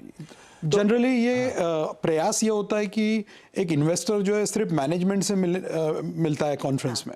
कॉन्फ्रेंस के बाहर आपको distribution, plant visit, real estate के केस में आप जाके साइट विजिट देख सकते हो, आप एक कैसा कंस्ट्रक्शन चल रहा है वो देख सकते हो, ऑटो कंपनी के प्लांट में आप देख सकते हो गाड़ी कैसे बन रहा है। अलग अलग चीज़ें दिखाने का प्रयास रहता है ताकि इन्वेस्टर को एक होलिस्टिक पर्सपेक्टिव मिले और ना सिर्फ होटल रूम में एक मैनेजमेंट से बंद कमरे में मिले। ये 1000 लोग। मैं ये पूछ रही थी कि क्योंकि 2 साल बाद, ये कोविड के बाद पहला इन पर्सन कॉन्फ्रेंस है, आई एम श्योर आप ही इक्वली चार्ज्ड हैं इसे ऑर्गेनाइज करने में। ये बताइए, ये इन्वेस्टर इंटरेस्ट में डोमेस्टिक फंड्स का कितना इंटरेस्ट है, डोमेस्टिक इन्वेस्टर्स का, और एफआईआईज की तरफ से कितनी दिलचस्पी है यहाँ पहुंचने में? आपने 1000 का, 800 इधर के, 200 बाहर के। कोई नए नाम भी आ रहे हैं, लोग खुद ब खुद इच्छुक हैं, खुद चाहते हैं पार्टिसिपेट करें, बुला के खींच के लाना पड़ रहा है? नहीं, देखिए इंडिया ने इतना अच्छा परफॉर्मेंस दिया है CY 22 में कि अभी माहौल जो है जिसे आप इन्वेस्टर सेंटिमेंट कहते हैं बहुत बढ़िया है। इसके 2-3 वजह है। एक तो पिछले 3 साल से इंडिया का कॉर्पोरेट अर्निंग्स बहुत अच्छा हुआ है। 2010 से 2020 हमारा कॉर्पोरेट अर्निंग्स का जो ग्रोथ था पर एनम हर साल 6.5% हुआ करता था, जो 2021 में 20% हुआ, 2022 में 40% हुआ और इस साल 18% का हमारा एक्सपेक्टेशन है। तो जो प्रॉफिट 4,20,000 करोड़ होता था 2020 में, हम ये साल उम्मीद कर रहे हैं कि वो 6,70,000 करोड़ हो जाएगा। ये पहला पॉइंट है कि 10 साल के अर्निंग्स रिसेशन के बाद पिछले 2-3 साल से इंडिया का जो मुनाफा है कॉर्पोरेट सेक्टर का वो काफ़ी अच्छा हुआ है। दूसरा, हमने देखा कि इस साल इतने सारे हेडविंड्स थे, Fed rate hike, supply chain का इश्यूज था, रशिया यूक्रेन में वॉर हुआ है, क्रूड ऑयल के प्राइसेस 100 से ज़्यादा हुए हैं, US UK जैसे इकोनॉमी में 40 साल के ऊंचे स्तर पे इन्फ्लेशन है 8-9%। हमारा इन्फ्लेशन आज उनसे कम है। ये बहुत रेयरली मैंने देखा है पिछले 20-25 साल में, तो इसका कोई एविडेंस नहीं है कि इंडिया का इन्फ्लेशन डेवलप मार्केट के इन्फ्लेशन से कम है। हमारा करेंसी काफ़ी स्ट्रांग रहा है इस साल रिलेटिवली, क्योंकि बाजार में हर चीज़ रिलेटिवली देखना होता है। सिमिलरली अगर आप इंडिया का स्टॉक मार्केट का परफॉर्मेंस देखें, कई सारे मार्केट ग्लोबली, चाहे इमर्जिंग मार्केट हो या डेवलप मार्केट हो, 10-15-20% डाउन है इस ईयर। हमारा मार्केट अभी भी फ्लैट है। कई बार आप ऊपर में एक्स्ट्रा ग्रोथ दे के आउट परफॉर्म करते हो, निचले स्तर पे जब आप नहीं गिरते हो तो वो भी एक आउट परफॉर्मेंस होता है। अच्छा, राइट। सो इंडिया में बहुत ज्यादा इंटरेस्ट है अभी लोगों को। कितना देर तक आउट परफॉर्मेंस जारी रहेगा? और ये अर्निंग्स जो हमने देखी हैं स्केल होती हुई, स्पेशली पिछले 3 सालों में, क्या कॉन्फिडेंस है कि एक ग्लोबल स्लोइंग इकोनॉमी में ये अर्निंग ग्रोथ जारी रहेगा? क्योंकि आप निफ्टी 50 की कंपनियां देखें, इसमें से कुछ कंपनियां हैं और साइजेबल नियरली 40-50% कंपनियां हैं जिनका इंटरनेशनल मार्केट में अच्छा खासा एक्सपोजर है, और वहां पर अगर बिजनेस सफर करता है तो इमीडिएटली अर्निंग्स पर इंपैक्ट आएगा। बिल्कुल सही कहा आपने। लेकिन अगर आप इंडिया का कॉम्पोजिशन देखते हैं तो इंडिया आज भी एक डोमेस्टिक इकोनॉमी है। सिक्लिकल सेक्टर्स का जो कंट्रीब्यूशन है, चाहे मेटल्स हो या ऑयल एंड गैस हो, और थोड़ा बहुत आपका आईटी से आता है, राइट। हमने आईटी में देखा है पिछले 3 साल से जो कोविड के बाद है एक टेलविंड बन गया है। अभी हालांकि कंसर्न्स उभरे हैं पिछले 6-9 महीने में कि यूएस में रिसेशन होगा, फेड रेट हाइक होगा, बट अभी तक एक भी आईटी कंपनी ने अपने कमेंट्री में ग्रोथ स्लो डाउन का बात नहीं किया है। भले ही मार्जिन नीचे आया है, बट इनफैक्ट आपने देखा होगा जो लास्ट क्वार्टर के रिजल्ट्स है उसमें इन्फोसिस ने अपना गाइडेंस रेज किया था। मुझे लगता है अक्टूबर क्वार्टर के कमेंट्री में भी आपको डिमांड स्लो डाउन का कमेंट्री नहीं दिखेगा। वैल्यूएशंस बढ़ गए थे, वो करेक्ट हुए हैं। दूसरा, नैरेटिव चेंज हो गया है। सो कई बार सेक्टर में ग्रोथ कम नहीं होने के बावजूद भी स्टॉक गिरते हैं क्योंकि आपका पीईडी रेटिंग होता है, राइट। बैंकिंग सेक्टर हमें आज जो सबसे ज़्यादा तेजी लगता है, जिसमें हमें 2 साल से बहुत ज़्यादा तेजी लग रहा था, बट पिछले साल अंडर परफॉर्म किया है। एक नंबर आप देखिए, बैंकिंग सेक्टर जो निफ्टी में है 11 कंपनीज, उनका मुनाफा 2018 में बॉटम आउट हुआ है। तब उनका प्रॉफिट होता था 45,000 करोड़। वहाँ से बढ़ के 2022 में प्रॉफिट हुआ 1.5 लाख करोड़। तो करीबन 4 साल में आपका प्रॉफिट 3.5 गुना बना है बीएफएसआई सेक्टर में। और अगले साल हमारा एस्टिमेट है कि 1,92,000 करोड़ होगा, जो कि 30% का ग्रोथ है। सेक्टर ने अंडर परफॉर्म किया है, जबकि प्रॉफिट 45 से अगर आप 1.5 लाख करोड़ पकड़ते हो, हमारा जो पूरा अगर आप FY19 भी ले लेते हैं, FY18 चूंकि बहुत अनयूजुअल ईयर था जहाँ क्रेडिट कॉस्ट बहुत ज़्यादा थे, FY19 में प्रॉफिट 60,000 करोड़ था, FY22 में 1.5 लाख हुआ, तो 2.5 गुना प्रॉफिट बढ़ा। बट ये 3 साल में मार्केट कैप केवल 53% बढ़ा था। तो भयानक अंडर परफॉर्मेंस था और वैल्यूएशन काफ़ी अच्छे हो गए थे। राइट तो वो अंडर परफॉर्मेंस अभी करेक्ट होता हुआ दिख रहा है, और साथ में आपका क्रेडिट ग्रोथ 15% हो गया है। जो आपके 10 ईयर के बॉन्ड यील्ड 7.6 हो गए थे वो गिर के 7.2 7.3 रेंज में आए। तो कुछ जो लॉसेस थे एमटीएम वो राइट बैक हो गए।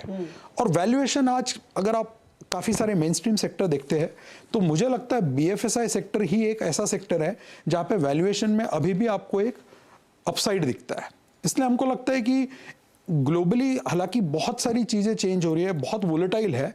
मैं नहीं कहता हूँ कि इंडिया डीकपल्ड हो गया, बिकॉज हमने देखा है पिछले 15 सालों में जब भी कोई ऐसे बात करने लगता है तो मार्केट रियलिटी चेक करा देता है। बट एक चीज जो सामने डेटा पॉइंट्स आपको दिख रहा है कि मैन्युफैक्चरिंग में हमको रिवाइवल होता दिख रहा है। कैपेक्स कई सालों के बाद कंपनीज कैपेक्स कर रही है, क्योंकि कॉर्पोरेट बैलेंस शीट जो है आज सबसे ज्यादा डीलेवरेज है पिछले 10 सालों में।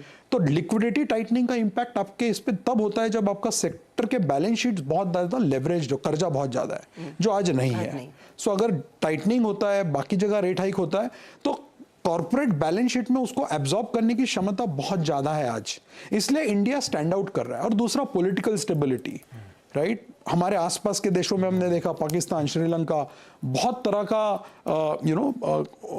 वोलेटिलिटी है at a macro level. India में वो नहीं है, एक स्टेबल सरकार है और बहुत ही स्टेबल एनवायरनमेंट रहा है।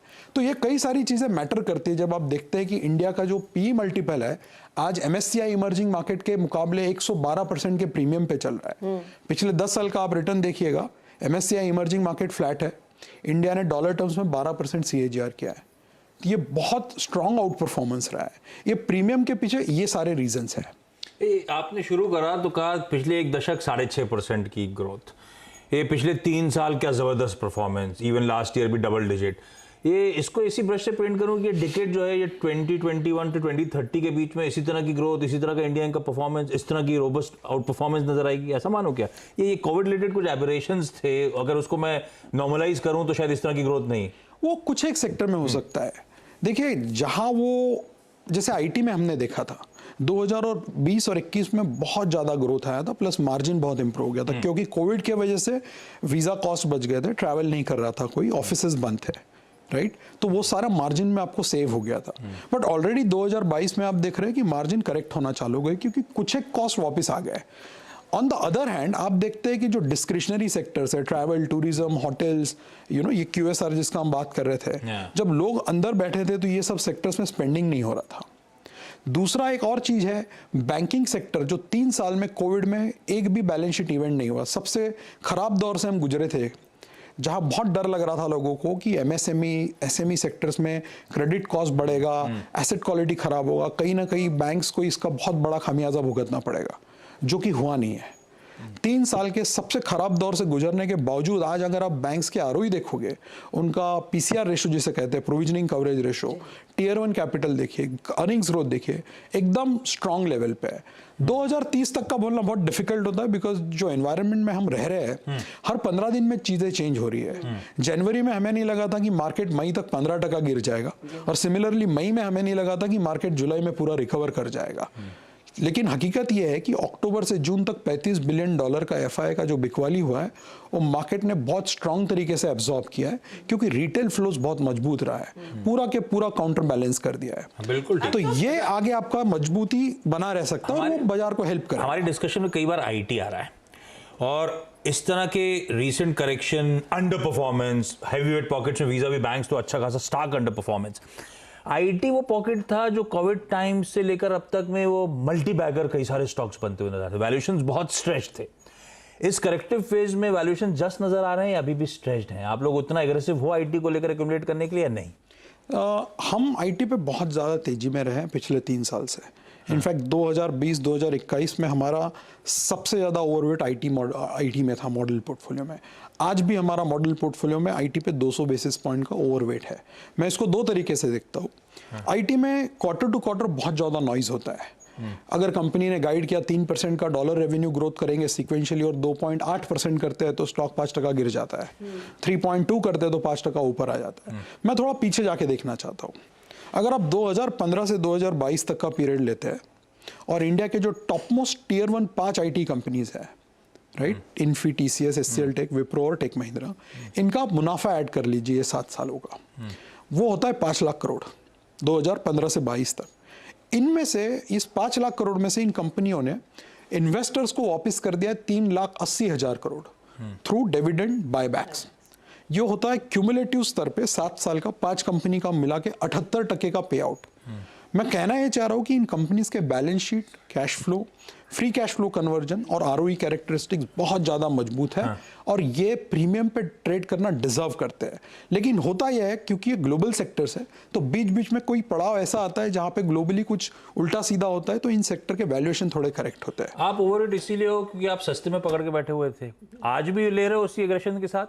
नहीं, देखिए आपने कब लिया वो मैटर नहीं करता है क्योंकि आपको आगे का देखना होता है, राइट। मुझे लगता है कि ये जो पूरा मार्केट है इसमें जिस तरीके का आरओई, कैश फ्लो और free cash flow IT sector provide करता है और जो अभी करेक्शन हो चुका है 25 से 30%, मुझे नहीं लगता है 22 से 23 या 22 से 24 के पीई पे एक जो टियर 1 आईटी कंपनी है बहुत ज़्यादा महंगा है, राइट। हाँ, पास्ट में भले ये 16-17 के पीई पे ट्रेड किया है लेकिन पास्ट के मुकाबले में आज आरओई 500 से 600 बेसिस पॉइंट ज़्यादा है। और मुझे लगता है हर क्राइसिस में, अगर आप 1998 से आज तक का समय देखें, हर क्राइसिस के बाद आईटी सेक्टर उभर के अच्छे से सामने आया है, चाहे Y2K हो, 9/11 हो। ये अब क्राइसिस जोन है? मुझे नहीं लगता है क्राइसिस है। यहाँ थोड़ा बहुत मार्जिन का प्रेशर रहेगा क्योंकि आपने देखा था एट्रिशन बहुत बढ़ गया था बीच में, राइट। तो कई सारे जो एम्प्लॉइज होते हैं 3-3, 4-4 उनके हाथ में ऑफर्स होते थे, वो 2-2 महीने में, 4-4 महीने में जॉब चेंज कर रहे थे। 27%, 25% एट्रिशन लेवल बहुत ज्यादा हो गया। तो जिसे हम सप्लाई साइड प्रेशर कहते हैं वो आईटी सेक्टर पे था। डिमांड साइड में अभी तक जब हम बात कर रहे हैं वो प्रेशर दिखा नहीं है। मैं फाइनली आपसे पूछना चाहूंगी क्योंकि यहां से आगे आप अगले 10 सालों की जब बात करेंगे और I guess you calling it the diamond decade, इस डायमंड डेकेड में फिर आपका कन्विक्शन कहां पर है?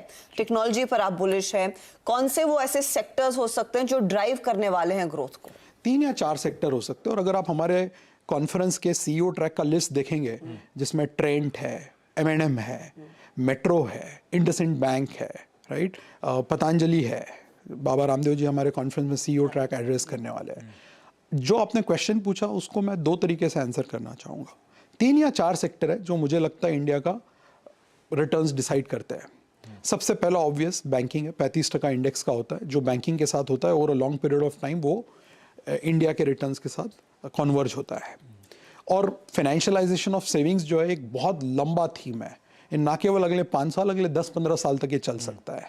और उसमें आपको बहुत सेक्टर्स मिलेंगे। NBFC है, कैपिटल मार्केट्स है, एसेट मैनेजमेंट कंपनीज है, non lending capital financial company जिसको हम बोलते हैं, वो एक पूरा इंश्योरेंस का ब्रैकेट है। दूसरा जो एवरग्रीन सेक्टर हमेशा से रहा है वो है कंजम्पशन सेक्टर। इसमें हमने जुबिलेंट की बात की, ऐसे कई सारे हैं। टाइटन हमारा पिछले 8-9 साल से एक नंबर 1 डिस्क्रिशनरी पिक रहा है, आज भी है। और मुझे लगता है कि जिस तरीके का वो सेक्टर है, ज्वेलरी सेक्टर, कंपटीशन एकदम नदारद है वहाँ पे नेशनल लेवल, तो टाइटन यहाँ से भी काफ़ी अच्छा रिटर्न दे सकता है। और बाकी जो कंज्यूमर स्टेपल कंपनीज है वो एक कंसिस्टेंट रिटर्न दे सकते हैं आपको, चाहे हिंदुस्तान लीवर हो, ब्रिटानिया हो, क्योंकि इंडिया का कंजम्पशन स्टोरी आज भी बहुत ही सुपरफिशियल है। आज हम $2,200 पर कैपिटा पे है। अगर हम सब मानते हैं कि इंडिया का GDP 5 ट्रिलियन होने वाला है, वेदर 5 साल में होता है, 7 साल में होता है, मुझे नहीं पता है, बट जब भी होगा तो पर कैपिटा इनकम भी $2,500 से $4,000 तक जाएगा या $5,000 तक जाएगा। वहाँ पे कंजम्पशन बहुत बड़ा सेक्टर बन सकता है। तो चाहे आप उसमें अपैरल कंपनीज लो, फुटवियर कंपनीज लो, ज्वेलरी कंपनीज है, पेंट्स है, एडेसिव्स हैं, ये बहुत बड़ा समंदर है कंजम्पशन का, जो मुझे लगता है काफ़ी बड़ा रिटर्न दे सकता है। लास्टली आईटी हमने बात किया, इसके अलावा एक और सेक्टर मैं मेंशन करना चाहूँगा जो आज बहुत फेवर में है, जिसका एक कह सकते हैं कि रेनेसांस हो रहा है। इंडिया में कोई गवर्नमेंट ने पिछले 40 साल में मैन्युफैक्चरिंग पे इतना फोकस नहीं डाला था। जो आज हम देख रहे हैं, PLI स्कीम्स, मैन्युफैक्चरिंग पे फोकस, एक्सपोर्ट्स पे फोकस, कहीं ना कहीं ये जाके अगले 5-10 साल में बहुत बड़ा बन सकता है। इसको आप कई सेक्टर्स के थ्रू खोल सकते हो, चाहे ऑटो हो, कैपिटल गुड्स हो, टेक्सटाइल हो, बहुत सारे सेक्टर्स। इसमें ज़्यादा स्टडी करना पड़ेगा, बट ये उभरता हुआ एक सेक्टर नज़र आ रहा है हमें, बहुत सारे। और सबसे बड़ा चैलेंज जब पोर्टफोलियो कंसिडर करने जाते हैं, इनको नैरो डाउन करना, वो बहुत बड़ा चैलेंज हो जाता है। मजा आया आपसे बात करके गौतम सर, सुन के आपको बहुत अच्छा लगा। ये जब आपका MOA-GIC पूरा हो जाएगा तो लौट के आइएगा, जरूर, फिर बताइएगा कैसा मूड रहा, कैसा माहौल रहा। तो 1 वीक डाउन द लाइन फिर से चर्चा करेंगे और समझेंगे फिर। गोरे, हम गोरे कहते हैं फूफा, ये जो आप बुला के लेकर आ रहे हैं विदेशियों को, FIIs को, इनका मूड माहौल कैसा है, सब मानेंगे गौतम सर से। Gautam sir thank you so much. इस बीच मार्केट से एक बार प्लीज स्क्रीन पर ले आइए। 1.5%, हाँ कुछ रिकवरी का मोड है लेकिन कुछ मीनिंगफुल नहीं। हम 17,600 के ऊपर की टिक जरूर इस समय दिखाते हुए, लेकिन अभी भी 1.5% के आसपास के दबाव के साथ निफ्टी में कामकाज होता हुआ। पहले अब जरा 4 के चौके का जो 4th एलिमेंट है थोड़ा डिले हो गया है। मैं राजेश अग्रवाल सर के पास जा रहा हूं आज के बेहतरीन मिड कैप फंडामेंटल आइडिया के लिए। राजेश सर, थर्मैक्स की चर्चा हो गई शुरुआत में, अब इस समय रडार पे क्या मिड कैप फंडा कौन सा? देखिए आज का मिड कैप फंडा मैं वो रिपीट करना चाहता हूँ, 4-6 हफ्ते पहले मैंने दिया था। वो टारगेट तो अचीव हो गया, बट अभी भी हम बहुत बुलिश हैं। कंपनी का नाम LG बालकृष्णन है। अगर आप देखोगे तो ट्रांसमिशन चेन्स और ऑटो चेन्स में ये एक अग्रणी कंपनी है। रोलोल नाम के ब्रांड के अंडर इनके माल बिकते हैं। Maximum OEM supply, OEM manufacturer जो है उनके साथ इनके टाई अप है, फिर वो चाहे बजाज ऑटो हो, चाहे TVS हो, चाहे यामाहा हो। 19 प्लांट इंडिया में है, 1 US में है, बहुत अच्छा काम कर रहे हैं। और हमारा ये मानना है कि OEM से बेहतर आने वाले दिनों में रिप्लेसमेंट मार्केट से इनके ज़बरदस्त कमाई होगी। डेट बिल्कुल नेग्लिजिबल है और पी की बात करूं तो 10 से भी कम के 8 के पी पे ट्रेड कर रही है रेदर। तो मुझे लगता है यहाँ से अच्छा अपसाइड हो सकता है, कम से कम 20% की बढ़त आने वाले 1 साल में। और छोटी अवधि की बात की जाए तो हमें लगता है कि 900 सवा 900 के टारगेट इसमें बिल्कुल आ सकते हैं। तो LG बालकृष्णन एक बार फिर रेडार पर आता हुआ और स्टॉक देखिए लगभग पॉजिटिव टेरिटरी में है। क्योंकि आपने LG बाला मेंशन किया है, मेरी नजर तब जारी थी मारुति के शेयर पर। मारुति दरअसल बहुत स्ट्रॉन्ग रिकवरी दिखाता हुआ नजर आया था। 9240 के लेवल्स पर यहाँ पर हमने देखा पिछले 45 मिनट में निचले लेवल से थोड़ी सी चाल बेहतर होती हुई पॉजिटिव टेरिटरी में यह आ गया। इंडसइंड बैंक तो पॉजिटिव साइड पर था ही। थोड़ी सी रिकवरी अब आना शुरू हो रही है आपके एक्सिस और कोटक जैसे काउंटर्स में भी। तो हल्का हल्का रुझान थोड़ा सा पॉजिटिव हुआ है, लेकिन दिक्कत यही है कि हम 17,600 के नीचे ही ट्रेड करते हुए दिखाई दे रहे हैं। मानस एक बार मारुति का हाल देखें, कल हम इसकी चर्चा कर रहे थे, वो 10,500 के टारगेट को लेकर 10,500 का जो टारगेट आया था बोफा सिक्योरिटीज की तरफ से, तो रुझान पॉजिटिव था। आज हल्का सा कूल ऑफ, फिर शायद अपॉर्चुनिटी मिली है लोगों को लेने की। देखिए मैं समझता हूँ कि थोड़ा अवॉइड करना बेहतर रहेगा। हालांकि इसमें कोई डाउट नहीं कि यहाँ पर ट्रेंड अभी तक नेगेटिव नहीं हुआ है, 20 डे मूविंग एवरेज के ऊपर स्टॉक ट्रेड कर रहा है। तो आपके पास लॉन्ग पोजीशन है तो आप बने रहिए 89.25 के स्टॉप लॉस के साथ। लेकिन फ्रेश खरीदारी की राय नहीं रहेगी, क्योंकि जिस तरह के मूवमेंट निफ्टी और बैंक निफ्टी में देखने को मिल रहे हैं, मेरा समझना है कि मार्केट में एक क्रैक और बाकी है। तो आई थिंक बेहतर रहेगा कि लॉन्ग पोजीशन ना बनाए, लेकिन स्टॉप लॉस अगर आपके पास लॉन्ग पोजीशन है तो स्टॉप लॉस जरूर रखें 89.25 का। आप कह रहे हैं थोड़ा सा अवॉइड करें इस स्टॉक में, इतना कॉन्फिडेंस नहीं है मानस को। डेल्टा कॉप पे लेकिन खरीदारी होती हुई दिखाई दे रही है, 9.5% का हुआ है एडिशन। एक बार डेल्टा कॉप का इंट्राडे चार्ट दिखाएंगे, ये क्या हुआ पता नहीं। वीकेंड आ रहा है। गाबा सर जा रहे हो क्या? नहीं, प्लान जाने का है। नहीं जाने का, जाने का है क्या बोला आपने? नहीं जाना, प्लान भी नहीं है। और इधर ही हूँ आपके सामने। डेल्टा को ऊपर गया, ठीक है, कल दिया था BTST। हाँ कल BTST था ये। तो अब क्या करना है 228 पर? आज भी BTST 220 का 250 पे जाने चाहिए। तो क्या लेवल आएगा आगे फिर? 250 250, ठीक है।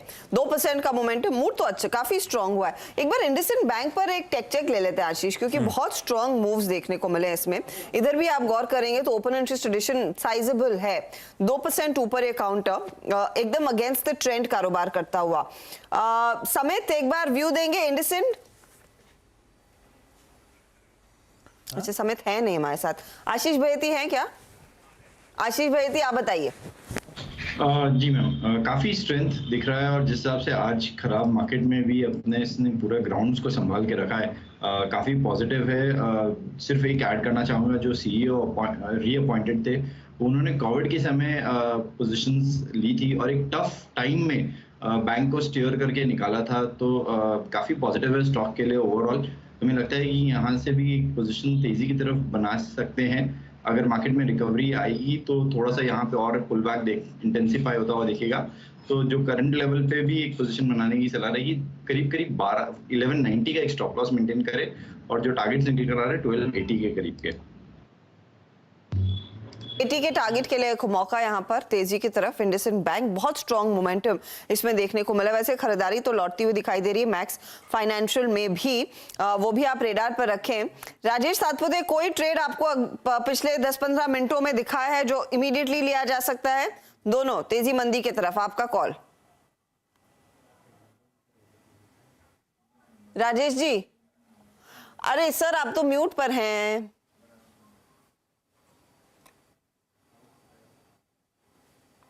नहीं, आपकी आवाज नहीं आ रही है क्या डायरेक्टर साहब? नहीं, कुछ दिक्कत है, कोई प्रॉब्लम है, आते हैं आपके पास वापस। मानस, आपने कोई ट्रेड ऐसा आइडेंटिफाई किया है? लगातार बढ़ रही है। मेरा समझना है कि इन्फी और एसएल टेक दोनों स्टॉक ऐसे हैं जो जिन्होंने इंपॉर्टेंट सपोर्ट्स ब्रेक किए हैं। यहाँ पर सेल कॉल लेना चाहिए, स्पेशली एसएल टेक में। आई थिंक सेल कॉल लेना बेहतर रहेगा। करंट लेवल्स पे आप सेल कॉल लीजिए। एसएल टेक में स्टॉप लॉस 9 से 10 रुपए के ऊपर लगाइए, लेकिन नीचे की तरफ 865 रुपए तक के भाव आपको एसएल टेक में देखने को मिल सकते हैं। और इन्फी के पैटर्न पे देखिए तो इन्फी ने भी कुछ इंपॉर्टेंट सपोर्ट ब्रेक किए हैं। अब तो मैं समझता हूँ कि जो पिछला हाई था 3-4 मंथ पहले का, वो चैलेंज हो रहा है। आई थिंक वो भी ब्रेक होने के कगार पे है। आई थिंक यहाँ पर 1300 रुपए तक के भाव देखने को मिल जाएंगे। आई थिंक बेहतर रहेगा कि पुट ऑप्शन के थ्रू इस मंदी को प्ले करें। तो at the money put option, मेरे पास प्राइस नहीं है इस टाइम तो मैं नहीं बता पा रहा हूँ, लेकिन at the money put option में खरीदारी करनी चाहिए इन्फी के भी 1300 रुपए के टारगेट के लिए। 100 तक के टारगेट्स आ सकते हैं इन्फोसिस में। 1373 इन टेक्नोलॉजी का पूरा पैक लेकर आइएगा। डायरेक्टर साहब प्लीज देखें, दिखाते हैं पूरे दर्शकों को भी यहाँ पर हुआ क्या है इस पूरे हफ्ते, क्योंकि दरअसल जब मैं तैयारी कर रही थी कार्यक्रम की तो मैंने नोटिस किया Nifty IT index weekly chart. ये देखिए, Infosys, tech Mahindra, Coforge, HCL tech, LNT tech services, सब में धुलाई और सब में कम से कम तो एचसीएल टेक ही टूटा है और उस पर अब सेल कॉल आ रहा था। इन्फोसिस 4% नीचे, एलएनटी टेक सर्विसेज सबसे ज्यादा टूटा है इस फहरिस्त में जो आपकी स्क्रीन पर है। अब आप दिखाइए इस हफ्ते का निफ्टी आईटी का चार्ट। और निफ्टी आईटी जब मैंने ये करीब 150 चेक किया था, 6% पूरे हफ्ते में करेक्ट होता हुआ, ये 7 दिनों का है। ओवर द वीक है क्या आपके पास अलग से? 4%, 4 से 6% तक का लार्ज करेक्शन देखने को मिला है निफ्टी आईटी में। अब निफ्टी आईटी पर आई डोंट नो इंडिविजुअली अब किसी तरह का ट्रेड ले सकते हैं या नहीं ले सकते हैं, क्योंकि वो पहले अपॉर्चुनिटी थी, नहीं है अब।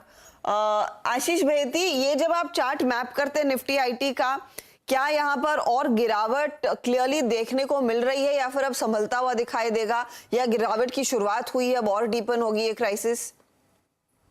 जी मैम, डीपन तो होगी, लेकिन बहुत सेलेक्टिवली सेल करने की सलाह रहेगी। हमें लगता है कि अब यहाँ पे जिस हिसाब से करेंसी ग्लोबली वीक हो रही है, पाउंड आज 37 इयर्स लो जा चुका है डॉलर के, रुपी में भी एक वीकनेस देखने मिल सकती है। थोड़ा सा यहाँ पे कॉशियस हो जाना चाहिए आईटी को लेकर।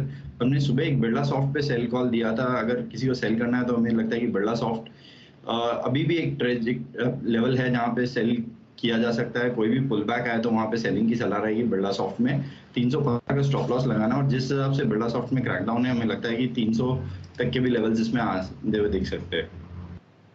रुपए और गिर सकता है ये काउंटर, नजरें होनी चाहिए। अच्छा अग्रवाल साहब, लॉन्ग टर्म निवेशक को इस गिरावट का फायदा उठाना है या फिर अब रुके, नीचे और मिलेंगे बाजार में या आईटी में? टेक्नोलॉजी कंपनियों में अग्रवाल जी। हेलो, ठीक। मुझे लगता है कि जो दिग्गज कंपनियां हैं ना, खास करके इन्फोसिस, विप्रो, टीसीएस, इस लीग की जो कंपनियां हैं, वहाँ बिल्कुल ध्यान देना चाहिए। किसी का लंबी अवधि का नज़रिया हो और कुछ निवेश करना चाहता हो तो इस टारगेट भाव में बिल्कुल निवेश करना चाहिए। सही बात है कि रुपए में या डॉलर में थोड़ी दिक्कतें चल रही हैं, एट्रिशन रेट हाई है और जो रिसेशन की बातें चल रही है, हो सकता है उनके ऑर्डर इनफ्लोज भी कम हो जाए। बट हमें ये नहीं भूलना चाहिए कि मैनेजमेंट ने अभी तक ऐसे ही अपनी कमेंट्री में कोई बात नहीं कही है जिससे ऑर्डर इनफ्लोज में कमी या डिमांड में कमी दिख रही हो। दूसरी सबसे बड़ी बात है, जो मैक्सिमम ये लार्ज कैप कंपनीज़ हैं इनके बाईबैक साल दर साल आते हैं, और अगर मेरा अंदाज सही है तो वो इनकी जो 1 ईयर की लॉक इन होती है वो ऑलमोस्ट या तो सबकी ख़त्म हो गई है या 1 आध महीने में ख़त्म हो जाएगी। तो उसके बाद ये हो सकता है कि बाईबैक अनाउंस कर दें, तो वहाँ से भी एक अच्छा अपसाइड ट्रिगर होगा। और एट्रिशन रेट की जो चिंताएं थी पिछले 3-4-5 क्वार्टर से, वो इस वक्त कम होती हुई नज़र आई है। हमने चैनल चेक किए हैं, उससे ये लगता है कि उस तरीका की एट्रिशन रेट अब आगे आने वाले दिनों में नहीं आने वाली है। तो मुझे लगता है कि एक अपॉर्चुनिटी है, आप इन्फोसिस, TCS, विप्रो यहाँ ध्यान दे सकते हैं। और एक चौथी कंपनी टेक महिंद्रा, जिनमें हमें लगता है कि 5G के कारण से एक बड़ा अपसाइड हो सकता है। स्पेस में बहुत ज़्यादा काम और कई सारे ऑर्डर्स टेक महिंद्रा के आते हैं, तो जो भी ये ट्रांसफॉर्मेशन होता है, मुझे याद है 2G से 3G में जब हम जा रहे थे, 3G से 5G में जा रहे थे, इनफैक्ट जब हम 4G में उतरे थे तब तो टेक महिंद्रा के पास वो 6G वाले क्लाइंट्स के ऑर्डर आ रहे थे, जो ग्लोबल इनके क्लाइंट्स है। तो आगे काम करती है, तो क्लियरली यहाँ पर एक अच्छा खासा पोटेंशियल होगा। तो डिप्स पे आप कंसिडर कर सकते हैं स्टॉक्स को लेना। चलिए, आज दरअसल एक और बड़ी चीज हो रही है। इनफैक्ट 3 बजे के बाद से वो रीबैलेंसिंग की प्रक्रिया शुरू हो चुकी है। कौन सी रीबैलेंसिंग? ये दरअसल इंडेक्स में कुछ स्टॉक्स की रीबैलेंसिंग होगी, जो ग्लोबल इंडेक्स में एडिशंस हमारे शेयरों के होते हैं या फिर जो हमारे शेयरों का वेटेज कम होता है। यदि हमारे साथ है बताने के लिए कि किन शेयरों पर ज्यादा इंपैक्ट इस समय देखा जा रहा है। जहां तक कि FTSE और दूसरे रीबैलेंसिंग का सवाल है, आज आपको 3 रीबैलेंसिंग होती दिखाई देंगी। सबसे पहले सेंसेक्स की जो है क्वार्टरली रीबैलेंसिंग होती हुई दिखाई देगी, और यहां हम मेजर जो चेंजेस हैं उसके बारे में बात करेंगे। और इसके अलावा FTSE की सेमी एनुअल और विजडम ट्री की एनुअल रीबैलेंसिंग आज ही के दिन होगी। तो आखिर के आधे घंटे में आपको बहुत सारे स्टॉक्स में एक्शन आता हुआ दिखाई देगा। सबसे पहले सेंसेक्स के जो वेट चेंजेस है उसके बारे में बात करते हैं, जहां कोटक बैंक में लगभग 350 करोड़ की खरीदारी आपको होती हुई दिखाई देगी। इसके अलावा अगर हम देखें तो इंडसइंड बैंक और भारतीय एयरटेल PP, इन स्टॉक्स में भी आपको खरीदारी दिखाई देगी, लेकिन जो क्वांटम ऑफ खरीदारी है वो छोटी रहेगी। लगभग 85 करोड़ की खरीदारी इंडसइंड बैंक के रीबैलेंसिंग में आज मुमकिन है, ऐसा एडलवाइज रिसर्च का मानना है। इसके अलावा बात करते हैं FTSE रीबैलेंसिंग की, वहां भी काफी अहम चेंजेस आपको वेटेज वाइज होते हुए दिखाई दे रहे हैं। भारतीय एयरटेल PP में लगभग 400 करोड़ रुपए तक की खरीदारी आप देखेंगे होती हुई इस पर्टिकुलर FTSE के रीबैलेंसिंग में। इसके अलावा इंडियन होटल्स और CG पावर, इन दोनों स्टॉक्स में भी आपको 250 से 400 करोड़ के बीच खरीदारी होती हुई दिखाई देगी, क्योंकि दोनों ही स्टॉक्स में आपको वेट बढ़ता हुआ दिखाई दिया है। आखिर में विजडम ट्री, यहां काफी सारे हेज फंड्स और FIA पार्टिसिपेट करते हैं, जहां टाटा स्टील में आपको लगभग 300 करोड़ रुपए तक की खरीदारी दिखाई देगी। इसके अलावा दूसरे 2 स्टॉक्स इन्फोएज यानी Naukri.com और ONGC में लगभग 100 से 110 करोड़ के आसपास के बाइंग फ्लोज हैं। तो आखिर के आधे घंटे में आज आप ये 3 मेजर रीबैलेंसिंग इवेंट्स होते हुए देखेंगे। देख रही थी कि स्टॉक्स में क्या कुछ एक्शन दिख रहा है, तो इंडियन होटल में वैसा कुछ हुआ नहीं है। आपके इन्फो एज पर भी देख लेते हैं क्या हाल है। इन्फो एज 1.5% नीचे, और आपका कोटक में तो हमने देखा ही है कुछ, कोटक शांत है, तो कोटक में शायद कुछ आया है, सप्लाई पैसा आया है, वो एक पॉजिटिव है। तो कोटक और इंडसइंड बैंक, ये 2 वो ट्रेड्स है जहां पर उस रीबैलेंसिंग का कहीं ना कहीं इंपैक्ट आता हुआ दिखाई दिया है।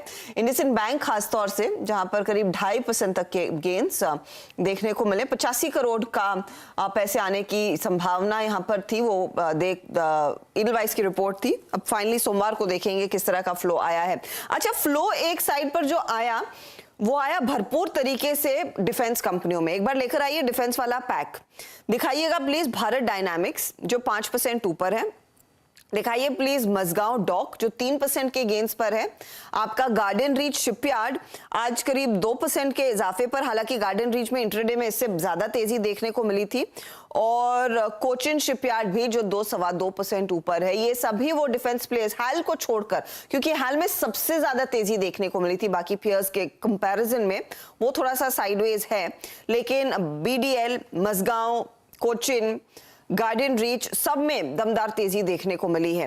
अब एक अगर फ्रेश व्यू लेना है, राजेश सातपुते बताइए, इन 3-4 स्टॉक्स जिनका मैंने जिक्र किया, इनमें से कोई आपको पसंद है क्या जिसमें अब नई पोजीशन इनिशिएट की जा सकती है? एक बार दिखाएंगे प्लीज बाकी के ट्रेड्स भी प्लीज डायरेक्टर साहब।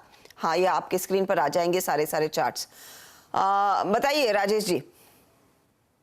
हर्षद जी देखिए, अगर आप देखें तो बीडीएल की बात की, कोचिन शिपयार्ड की बात की, एचएल और बीएल की बात की, तो देखिए कहीं ना कहीं लगता है कि अगर आपको कुछ काम करना है as a trader, swing trading के हिसाब से, तो मुझे लगता है in that case Hindustan aeronautics यही वो पिक रहेगा जहां पे सबसे ज्यादा ट्रैक्शन होगा। क्योंकि ये जो बीडीएल है या कोचिन शिपयार्ड है, इसको मैंने क्यों अवॉइड किया, क्योंकि ऊपर से यहाँ पे प्रॉफिट टेकिंग हुई है, मुनाफा वसूली हुई है, और इसी वजह से जो कैंडलस्टिक एनालिसिस हम करते हैं वहां पे इन्वर्टेड हैमर्स क्रिएट हो रहे हैं। दैट सिंपली मींस कि यहाँ पे इमीडिएट बेसिस पे पुल बैक्स नहीं आएंगे, स्विंग मिलेगा वो इंट्राडे थोड़ा अलग बात होती है, लेकिन बहुत बड़ा मूव यहाँ पे प्रोबेबली नहीं मिलेगा, और आएगा तो फिजल आउट होगा। तो अगर मुझे एक चुनना है then I would like to go with HL only. Rajesh Agarwal ji, आप किसके साथ जाएंगे? देखिए एचएल तो फर्स्ट पिक रहेगी, बट सतपुते साहब ने ऑलरेडी कवर कर लिया है, तो मैं समझता हूँ बीडीएल के साथ जाना चाहिए। अगर आप देखें तो मिसाइल इक्विपमेंट्स वगैरह में एक अग्रणी कंपनी है, एंटी टैक में मिसाइल बना रही है, डेट बिल्कुल है नहीं। पास 3-4 क्वार्टर से देखेंगे तो रेवेन्यू ऊपर ही जा रहा है, और जिस तरीके से इंडियन डिमांड, आर्म फोर्सेस की डिमांड बढ़ती जा रही है, मुझे लगता है कि ये कंपनी यहाँ से भी बहुत अच्छा रिटर्न दे सकती है। कम से कम 10-12% के रिटर्न आने वाले एक क्वार्टर में बिल्कुल उम्मीद कर सकते हैं, तो यहाँ खरीदारी करनी चाहिए। 1000 रुपये का टारगेट मिनिमम मान के चल सकते हैं। 1000 की टारगेट्स बीडीएल में, और ऑफ कोर्स हाल तो एक प्रेफर्ड पिक है ही। ये दो सबसे ज्यादा रिटर्न देने वाले शेयर रहे हैं एक्चुअली। अगर आप डिफेंस की बात कर रहे हैं, हम डिफेंस की बात करें तो बीएल में थोड़ा सा एक्शन आया, लेकिन इतना कुछ खास नहीं है कि उसको मेंशन किया जाए। अच्छा समित, आप क्योंकि तेजी वाले ट्रेड्स आइडेंटिफाई कर रहे थे, यूएसएल एक्सिस के बाद कुछ और निकला है स्क्रीन पर जिसमें अभी अभी जाते जाते खरीदारी करें? नहीं अर्षदा, अनफॉर्चुनेटली लास्ट 15-20 मिनट में हमने वापस एक मार्केट में करेक्शन दिखा है, तो ऐसे स्टॉक ज्यादा नहीं है बाय साइड पे, बट जिनमें इनहेरेंट स्ट्रेंथ काफी ज्यादा थी, तो इसलिए हमने मैकडॉवेल और एक्सिस बैंक को वहां पे पिक किया हुआ था। के साइड कोई ऐसा ट्रेड जो आप कैरी करना ठीक समझ रहे हैं? आयशा देखिए, अच्छा मारुति में बहुत बढ़िया रिकवरी आई, लेकिन फिर फिसल गया वो, अब 9200 के नीचे आ गया। डॉक्टर रेड्डीज नीचे आ गया। एचयूएल में भी अब बिकवाली का दबाव इस घंटे बढ़ ही रहा है, 1.5% नीचे। फ्रेश जो प्रेशर आ रहा है ना, वो इन 3 काउंटर्स में, आयशा, एचयूएल आपके सामने जहां पर एक कट आया अभी अभी, आयशा और मारुति। बार ग्राफ अगर आप देखेंगे तो उसमें साफ नजर आएगा कि वहां पर दरअसल वो डीप कैंडल्स बनी है। मारुति पॉजिटिव टेरिटरी में ज्यादा देर तक टिका नहीं। इन तीनों में से कोई ट्रेड जहां पर अगर पोजीशन है फटाफट काट लें, ऐसा कोई आभास है कि आपको समित?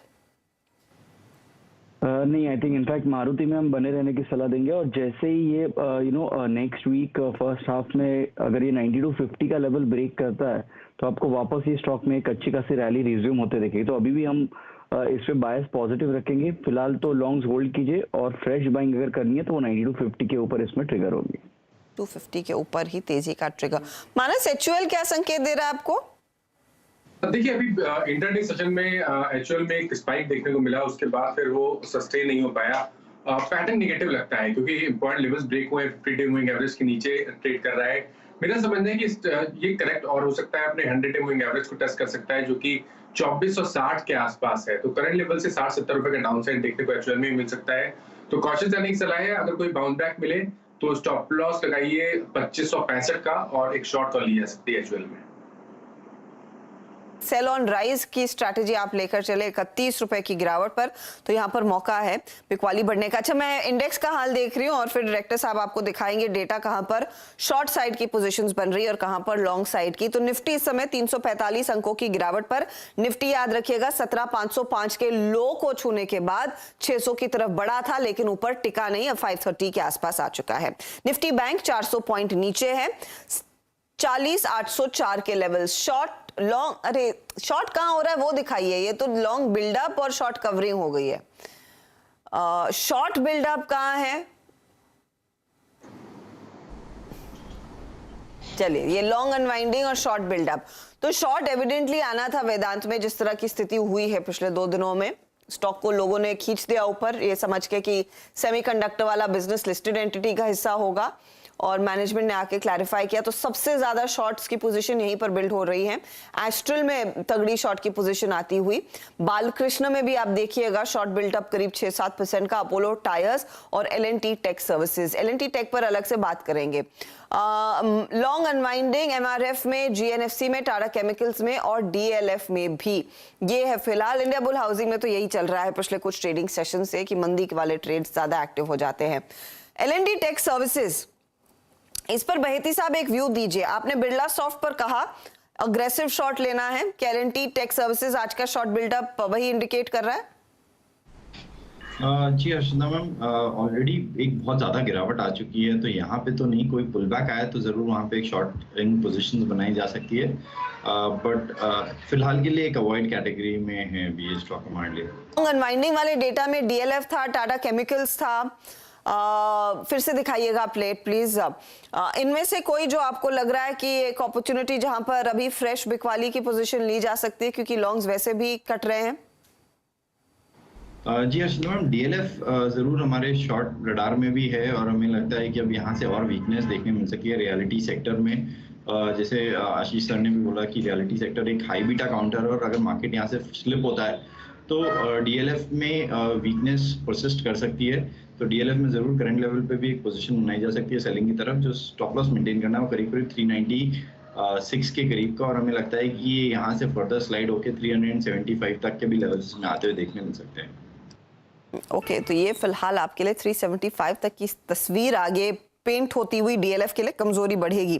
काबा साहब, ओलंपिक देखिएगा, अचानक यहाँ पर बिकवाली बढ़ती हुई 4% नीचे आ चुका है स्टॉक इस घंटे में, यानी कि पिछले 5-10 आपके 20 मिनटों में 3 बजे से लेकर अब तक। वो जो आप लास्ट में देख रहे हैं चार्ट कट होता हुआ, और स्टॉक 8% नीचे। ओवर द वीक आप गौर करेंगे तो इसमें तकरीबन 13% तक का डिक्लाइन देखने को मिला है। और टूटेगा क्या ये? यस, बिल्कुल ऐसा लगता है कि ओलंपिक में वीकनेस काफी है। जो बार बना हुआ है उसने कम से कम 12 हफ्तों को कैप्चर कर लिया है, तो मुझे लगता है वीकनेस तो है और लोअर लेवल देखने को मिल सकते हैं ओलंपिक में। शायद 60 का जोन भी आ जाए तो I won't be surprise. Weak लगता है काफी, 12 वीक्स को एक्चुअली उसने एंडर कर दिया था। कमजोर है, 60 की तरफ तो घट जा ही रहा है, तेजी से जा रहा है दरअसल। अच्छा, क्योंकि आखिरी 7-8 मिनटों में हम उतर रहे हैं, एक बार लेकर आइएगा डेटा जब आपके पास तैयार होगा डाउ फ्यूचर्स वाला, क्योंकि वहां पर स्थिति और भी बिगड़ती हुई दिखाई दे रही है। मुझे प्रॉम्प्ट कीजिएगा डायरेक्टर साहब जब वो डेटा आ जाता है, या दिखा दीजिएगा, उसको पढ़ेंगे। इसके अलावा आप देखिए मंदी के तरफ के सौदों में सीमेंट कंपनियों में भी भारी भरकम अनवाइंडिंग। इंडिया सीमेंट, आपका दालमिया भारत जैसे ट्रेड्स, अल्ट्राटेक जैसे ट्रेड्स। तो इस हफ्ते जो तेजी की पोजीशंस लोग भर भर के लेके गए थे सीमेंट में, क्या स्टोरी अब फिर से फिजल आउट हो रही है? समित, कैसे पढ़ रहे हैं आप, स्पेशली अल्ट्राटेक? देखिए अर्षदा, आज के प्राइस एक्शन में ये हुआ है, जो मार्केट में करेक्शन आया उसमें जो रीसेंट आउट परफॉर्मिंग स्पेस थे जिनमें अच्छी खासी तेजी बनी है, उनमें ही हमने प्रॉफिट बुकिंग देखी है। तो ऑब्वियसली अल्ट्राटेक सीमेंट में अगर हम देखें तो as compare to other peers जैसे ACC अंबुजा में हमने रैली देखी है मैसिव, उतना अल्ट्राटेक सीमेंट ने पार्टिसिपेट नहीं किया था, तो ऑब्वियसली उसमें जो स्ट्रेंथ उतनी ज्यादा नहीं थी। तो जैसे ही ओवरऑल ये स्पेस में हमने प्रॉफिट बुकिंग दिखा, ये स्टॉक में भी आज अच्छा खासा करेक्शन दिखाई दिया है। तो यहाँ पे 6400 का लेवल काफी क्रूशल होगा। 6400 के नीचे फिर ये स्टॉक में एटलीस्ट 200-250 पॉइंट का और करेक्शन गहरा सकता है। तो फिलहाल के लिए तो ये इसका इंपॉर्टेंट क्लस्टर चैलेंज कर रहा है। तो 6400 आने वाले दिन यानी प्रॉब्ली मंडे के लिए एक इंपॉर्टेंट लेवल देखने के लिए रहेगा। अच्छा, अंबुजा सीमेंट भी देख लेते हैं। अंबुजा सीमेंट की आज बोर्ड बैठक है, वो फंड रेज को लेकर, और आपको याद होगा हमें सूत्रों के हवाले से जानकारी मिली थी, यतिन ने ही इस हफ्ते की शुरुआत में वो लिंक किया था कि शायद यहाँ पर एक प्रेफरेंशियल इशू का अनाउंसमेंट होगा और प्रमोटर यानी कि अदानी ग्रुप यहाँ पर अतिरिक्त फंड डालता हुआ दिखाई देगा और उसका साइज 10,000 करोड़ तक का हो सकता है। स्टॉक 4% नीचे। अगर ये होता है तो इसे प्रीएम्प्ट करने की कोशिश करें क्या अग्रवाल साहब? लेके जाएं अंबुजा सीमेंट या सोमवार को देखें? देखिए, अगर एग्जैक्टली सोमवार की चाल मैं नहीं बता पाऊंगा। हमारी तरफ से ये बाय कॉल है और यहाँ बिल्कुल खरीदारी करनी चाहिए। मुझे लगता है कि जो आज का जो कट देखा गया वो एक अच्छी अपॉर्चुनिटी दे रहा है आपको बाइंग के लिए, और ये सलाह हमने हमारे क्लाइंटों को भी दे रखी है, डिस्क्लोजर के हिसाब से बताऊं तो हमारी एसीसी और अंबुजा दोनों में बाइंग की कॉल है और कम से कम आपको 3 से 6 महीने का नज़रिया रखना है, अच्छा अपसाइड दिख सकता है। गुंजाइश है और अब देखते हैं कि वो प्रेफरेंशियल इशू की प्राइसिंग क्या होती है। औसतन यही था कि 500 सब 500 के लेवल्स पर होगा, नेली 490 की बात हो रही थी। लेट्स सी क्या निकल कर आता है, लेकिन आज दरअसल वो बोर्ड बैठक में चर्चा होने वाली है, तो ये स्टॉक है जिस पर सोमवार पर भी नजरें रखेंगे। एज प्रॉमिस्ड आपके लिए लेकर आते हैं अब यूएस मार्केट के फ्यूचर्स का हाल। तो लास्ट जब हमने देखा था 1% नीचे था नैस्डैक फ्यूचर्स और अभी भी तस्वीर देखिए 250 पॉइंट कमजोर खुलेंगे Dow futures. Nasdaq futures 133 point की गिरावट पर है, एसएनपी में 35 पॉइंट की गिरावट देखने को मिलेगी। तो करीब 2-2:30 बजे जो हमने ये डेटा देखा था आपके लिए, उस पर नजर डाली थी, उसके सामने ज्यादा कुछ बदलाव हुआ नहीं है, वो एक चीज ठीक है। और जर्मनी और फ्रांस के बाजार में भी ज्यादा तस्वीर बदलती हुई नहीं दिखाई दे रही, 1 से 1.5% तक का नुकसान वहां पर कायम है। आखिरी 5 मिनटों में हम उतर रहे हैं। आखिरी 5 मिनटों में जोमैटो का स्टॉक देखिएगा, जोमैटो का शेयर 5% ऊपर 65 पर आ गया। ये इनफैक्ट आपको याद होगा जब हम बात कर रहे थे ब्लिंकिट वाले उस नए नॉट वेंचर आप कहें, नया जो इन्होंने इनिशिएटिव लिया है, तो वो स्टॉक 4% नीचे था। 4% नीचे का स्टॉक अब देखिए 5%, क्या स्विंग देखने को मिला इसमें। ये अग्रवाल साहब, आप ऑर्डर करेंगे क्या ब्लिंकिट पर आईफोन? नहीं, एक्चुअली मैंने पिछले हफ्ते ही नया फ़ोन लिया है, तो इस वक्त तो मैं ऑर्डर नहीं करना। ओहो, मुझे लगा आप उसको ट्राई करेंगे। अब क्योंकि हमने ट्राई किया तो वो बोल रहे हैं वर्ली में डिलीवरी नहीं हो सकती भारी बारिश के चलते। सातपुते साहब, कोई प्लान है इस तरह की सेवा का स्वाद लेने का? फ़ोन ही नहीं, आप चाहे तो एयरपॉड खरीद सकते हैं, एयरपॉड नहीं तो फ़ोन का केस भी खरीद सकते हैं। चलो देखिए, मैंने भी हाल फिलहाल में कुछ चेंज किया है, लेकिन एक बात है, मेरा टाइप थोड़ा अलग है। मैं शॉप में जाऊंगा, पर्सनली देखूंगा, अगर अच्छा लगे तो लूंगा। That is what I do. I generally online थोड़ा सा मैं हटके रहता हूँ। आप सिर्फ शेयर खरीदते हैं? हाँ, है ना? तो ये बताइए, ऑनलाइन जोमेटो का शेयर खरीदेंगे या नहीं खरीदेंगे? हर्षद, देखिए हम तो सब लेवल के खिलाड़ी हैं, तो इसका लेवल जो है वो है करीबन 65 to 70। तो ये डिस्ट्रीब्यूशन है इस लेवल पे। तो जब तक ये लेवल निकलेगा नहीं, तब तक यहाँ पे बड़ा तेजी या नया तेजी नहीं होगा। तो probably this is the level जहाँ पे डिस्ट्रीब्यूशन होगा, यानी प्रॉफिट टेकिंग जोन आप कह सकते हैं।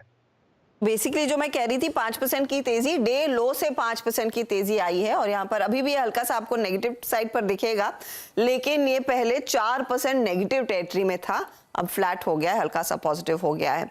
ये फिलहाल आपके लिए हाल जोमेटो का। चलिए आखिरी 3 मिनट बताएं डायरेक्टर साहब, वॉल पर जाना है, क्या करना है कि यहीं से आज देख लेते हैं कि मार्केट की क्या स्थिति उभरती हुई दिखाई देगी। एक बार निफ्टी का हाल आपकी स्क्रीन पर 338 अंकों की गिरावट देखने को मिल रही है और यहाँ पर निफ्टी बैंक अभी आपके सामने लेकर आएंगे जो तकरीबन 400 पॉइंट के नुकसान पर ट्रेड कर रहा है। चलिए वॉल पर चलते हैं और आपको दिखाते हैं आज का दिन कैसा उभर कर आया है मार्केट के लिए। तो निफ्टी 50 जहां पर हमने देखा आज पूरे दिन बिकवाली का दबाव था, 17,505 तक का लो छूने के बाद अभी भी उस लोअर साइड पर ही डे लो से सिर्फ 30 पॉइंट ऊपर 350 पॉइंट की गिरावट पर इंडेक्स जाकर टिक रहा है। लेकिन आज का पेन पॉइंट निफ्टी बैंक है, 400 पॉइंट का नुकसान 40,805 के लेवल्स पर। उससे ज्यादा अगर दर्द किसी ने सहा है तो मिड कैप इंडेक्स ने सहा है। यहां पर भी आप गौर करें, मिड कैप इंडेक्स 900 पॉइंट के नुकसान पर आज इंट्राडे में लगभग 1000 पॉइंट तक का करेक्शन भी देखने को मिला था। 2.5% की गिरावट पर निफ्टी का मिड कैप इंडेक्स जाकर टिक रहा है और स्मॉल कैप्स में भी 250 पॉइंट तक का नुकसान देखने को मिला है। फटाफट सेक्टोरल स्थिति आपको दिखाते हैं। निफ्टी ऑटो 3% नीचे, 375 पॉइंट की गिरावट देखने को मिली। फाइनेंशियल सर्विसेज जिसमें बीएफएसआई आता है यानी कि एनबीएफसीज भी आते हैं, वहां पर कमजोरी। मेटल्स के लिए खराब दिन, फार्मा के लिए खराब दिन और सबसे खराब दिन निफ्टी आईटी के लिए। एफएमसीजी काउंटर्स में भी देखिए, एफएमसीजी इंडेक्स आज 800 पॉइंट के नुकसान पर, निफ्टी आईटी में सबसे ज्यादा गिरावट देखने को मिली है, 1000 पॉइंट का नुकसान। निफ्टी आईटी का क्या वीकली अपडेट आप दे पाएंगे यहां पर? हो सकता है तो बताइएगा, क्योंकि इस हफ्ते निफ्टी आईटी लगभग 6 से 7% करेक्ट करने वालों में से शामिल है, तो एक बेहद कमजोर सत्र। चलिए आपके लिए लेकर आते हैं यहाँ पर एडवांस डिक्लाइन रेशियो। तो आप सब जानते हैं आज क्या बुरे हाल रहे हैं मार्केट की। हीट मैप पर आ जाते हैं, वो आपको बताएगा कि किन किन स्टॉक्स में क्या क्या तस्वीर बदली है। इस पूरे हफ्ते मैक्सिमम यहां तक आप लाल निशान देख रहे थे, लेकिन आज जो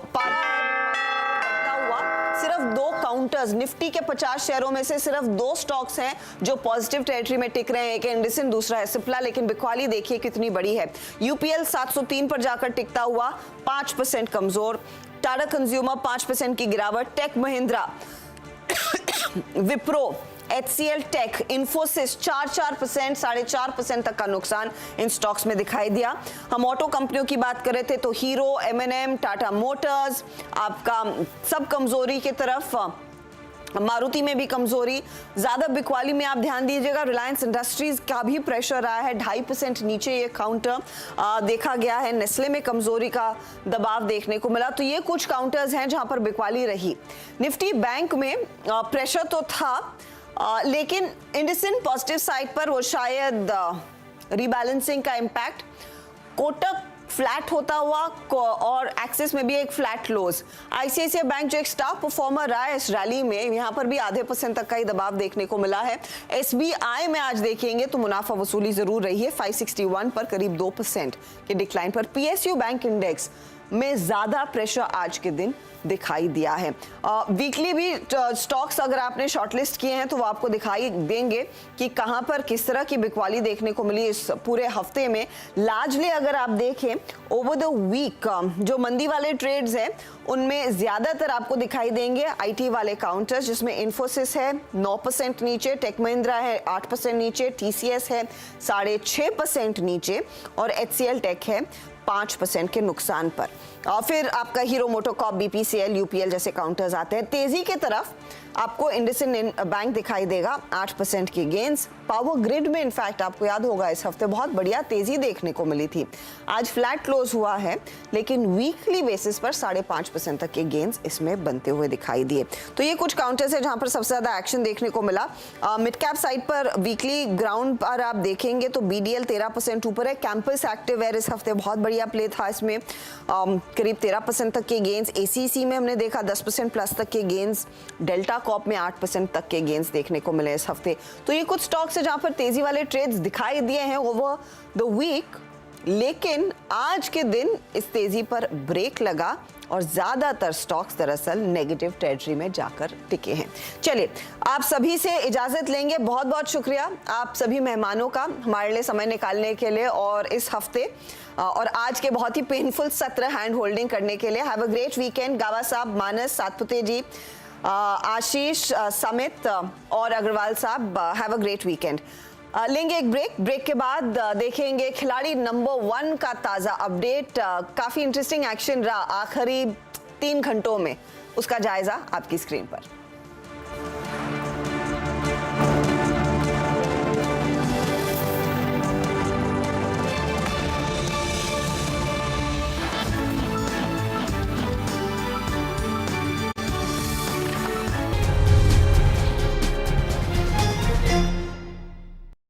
पिछले हफ्ते नासा ने अंतरिक्ष के कुछ अनोखे नजारे दुनिया के सामने पेश किए।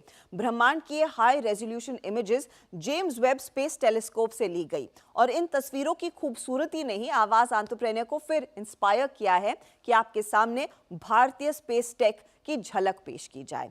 स्पेस टेक्नोलॉजी में इस तरह की हो रही तरक्की से यूनिवर्स के कई राज सामने निकल कर आ रहे हैं। इंडस्ट्री भी तेजी से बढ़ रही है। ग्लोबल लेवल की बात कीजिए, 2018 में ये स्पेस इंडस्ट्री $360 बिलियन की थी, जो 2026 तक $558 बिलियन तक बढ़ने का अनुमान है। इसके मुकाबले भारत की स्पेस टेक इंडस्ट्री पर नजर डालिए। 2020 में लगभग $10.4 बिलियन का ये मार्केट था और अगले 4 सालों में ये यानी कि 2024 तक $50 बिलियन तक पहुंचने का अनुमान है। इस समय ग्लोबल स्पेस मार्केट का सिर्फ 2 से 3% हिस्सा भारत के हाथ में है। लेकिन पिछले 2 सालों से जिस तरह से स्पेस टेक में निजी दरवाजे खुल रहे हैं, आंकड़े यहां पर निवेश के बढ़ते दिखाई दे रहे हैं। इसरो के साथ 60 से ज्यादा स्टार्टअप्स रजिस्टर हो गई हैं। भारत में अकेले 120 कंपनियां हैं जो स्पेस टेक में काम कर रही हैं। इन्वेस्टमेंट पर ध्यान दीजिए, 2020 में यह आंकड़ा $22.5 मिलियन का था और 2021 में यह बढ़कर $67.2 मिलियन पर आया, यानी कि एक ही साल में 198% से ज्यादा की ग्रोथ। इन कंपनियों में शामिल कई अनोखे नाम हैं जिन पर आपकी नजरें होनी चाहिए। कौन कौन से हैं वो इंडियन स्पेस टेक प्लेयर्स जो आगे बढ़ने वाले हैं? देखिए वो नाम, ध्रुवा स्पेस, यहां पर अब तक करीब $6.85 मिलियन तक का इन्वेस्टमेंट आया है। स्काई रूट एरोस्पेस में $17 मिलियन तक का इन्वेस्टमेंट आया है। इसके अलावा जो और अग्रसर कंपनियां हैं उनमें आंकड़े और भी बढ़ते हुए दिखाई देंगे। अग्निकुल है, इसके अलावा पिक्सेल जैसी कंपनियां हैं और ये आंकड़े देखिए, अग्निकुल ने अब तक करीब $14.5 मिलियन का फंड रेज किया है। $33 मिलियन से ज्यादा का निवेश पिक्सेल में आया है।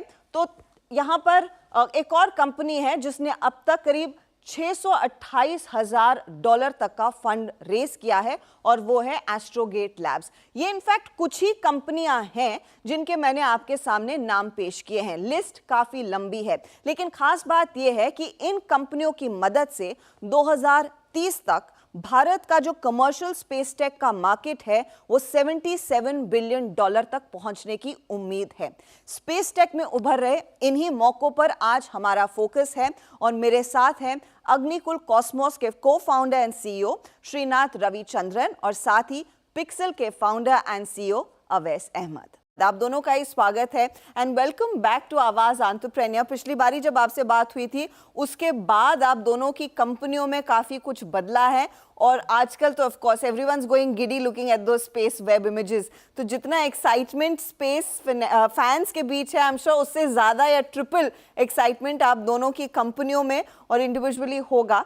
मैं बेसिक से शुरू करना चाहूंगी। श्रीनाथ, आपने एक बड़ी फैसिलिटी इस समय अनवील की है, वहां पर आई एम श्योर प्रोडक्शन भी शुरू हो गया है, जो बेसिकली आपका प्रीमाइस रहा है कि 3D प्रिंटेड सैटेलाइट्स आप लॉन्च करेंगे।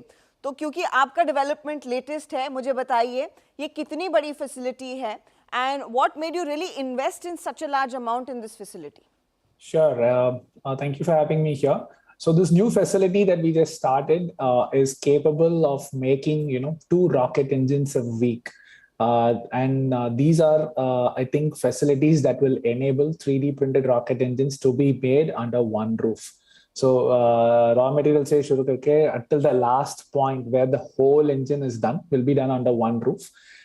We have brought this in because I think we want to be scaling today to a point where we are at least able to make one full rocket a month. And that will take 8 engines a month because each of our rockets have 8 engines in total. So that is what this current, ramping up and this production facility is about. So for us, it marks a step into, moving on from testing and R&D into a little more into production.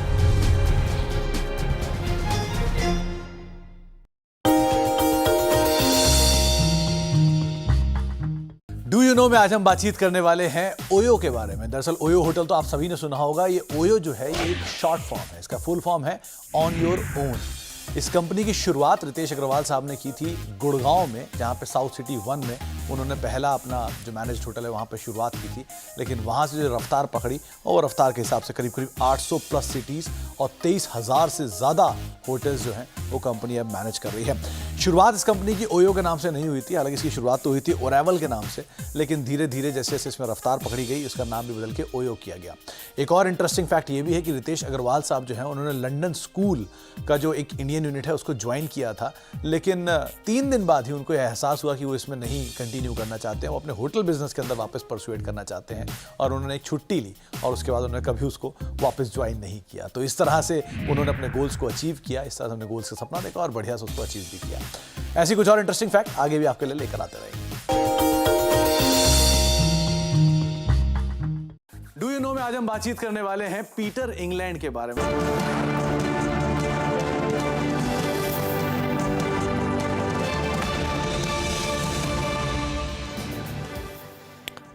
Global markets में बढ़ती बिकवाली के बीच भारतीय बाजारों में भी आज का सेशन दरअसल नेगेटिव रहा और पिछले 2 ट्रेडिंग सेशन से लगातार हल्की हल्की मुनाफा वसूली चल रही थी, लेकिन आज सेलिंग एक्चुअली देखी गई। 350 पॉइंट के नुकसान पर निफ्टी जाकर टिका है 17,530 पर। निफ्टी बैंक में 400 पॉइंट का नुकसान तो मिड कैप इंडेक्स 900 पॉइंट टूटा। ऐसे में यह हफ्ता थोड़ा सा पेचीदा था खिलाड़ी नंबर 1 के लिए भी, लेकिन शॉर्ट साइड के आइडियाज काम आई और एक उलटफेर हुआ है। दरअसल आज दोपहर 11 बजे तक आगे चल रहे थे अमित त्रिवेदी 9% के रिटर्न्स के साथ। उसके बाद गौरव रत्न पारकी ने बाजी मारी और ये बने हैं इस हफ्ते के खिलाड़ी नंबर 1। 8% के रिटर्न्स इन्होंने कमाए। अब ये हुआ कैसे? वो सारी मंदी के सौदों के चलते। इनफैक्ट सुबह में गौरव ने कहा था कि 17,500 तक के लेवल्स टेस्ट करेगा निफ्टी और ठीक वही हुआ स्क्रीन पर।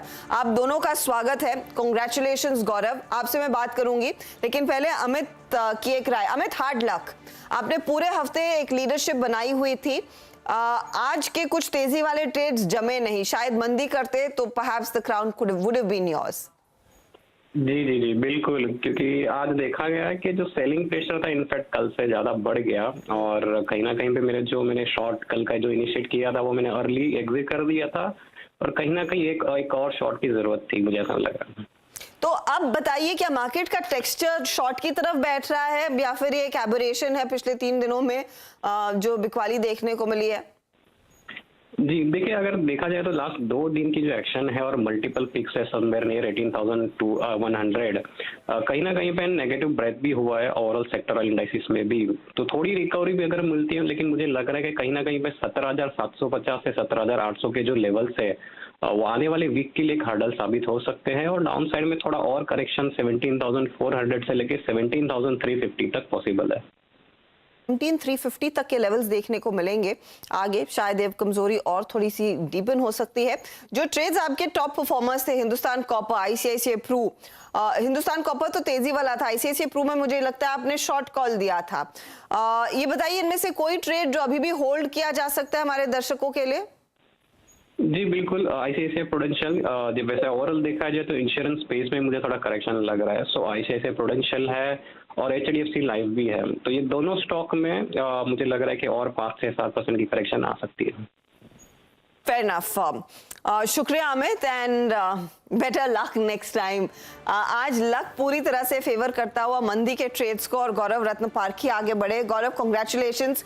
क्या आपको अंदाजा था कि आखिरी 3 घंटों में इस तरह का उलटफेर हो जाएगा? Thank you very much Harshada जी।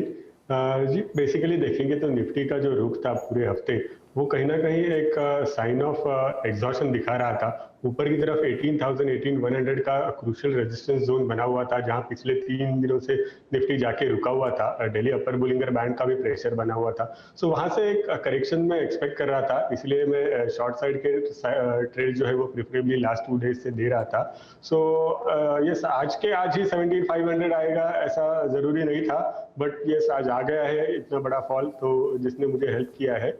और यहाँ पे 17,500 का मेरे ख्याल से अब एक नियर टर्म सपोर्ट तो है। सो यहाँ से एक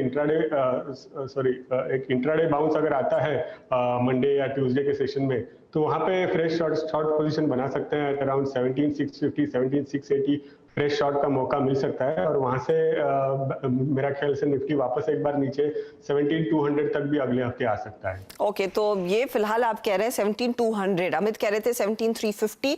कन्विक्शन अब मंदी की तरफ ज्यादा बैठता हुआ दिखाई दे रहा है और गौरव ने आज सुबह में 11 बजे कहा था 17,500 आएगा। 17,500 स्क्रीन पर आज दिखा, 505 तक के लेवल्स लो में देखने को मिले हैं। अच्छा, आपके जो टॉप ट्रेड्स है उसमें गोदरेज प्रॉपर्टीज, टाटा केमिकल्स, एक बार दिखाइएगा फिर से दूसरे trades, HDFC, AMC, Piramal enterprises, ये सब मंदी वाले ट्रेड्स हैं, करेक्ट? इनमें से क्या आप कैरी करेंगे अगले हफ्ते के लिए? जी, इनिशियली जो लॉन्ग साइड वाले ट्रेड दिए थे उनमें से बीडीएल और मेरे ख्याल से पावर ग्रिड, ये दो स्टॉक्स भी लॉन्ग साइड पे चले थे, लेकिन मैंने जो कि मार्केट का व्यू थोड़ा सा बेयरिश था इसलिए थोड़ा जल्दी एग्जिट कर लिया, और शॉर्ट साइड के ट्रेड जो है वो होल्ड किए, इसलिए वो मेरे फेवर में गए।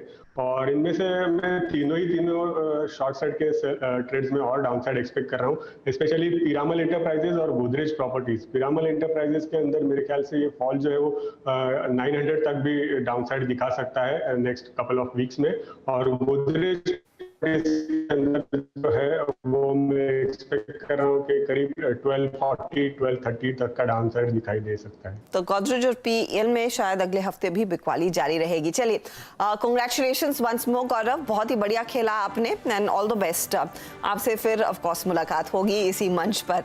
चलिए, वक्त हो रहा है एक ब्रेक का, आप बने रहे सीएनबीसी आवाज के साथ।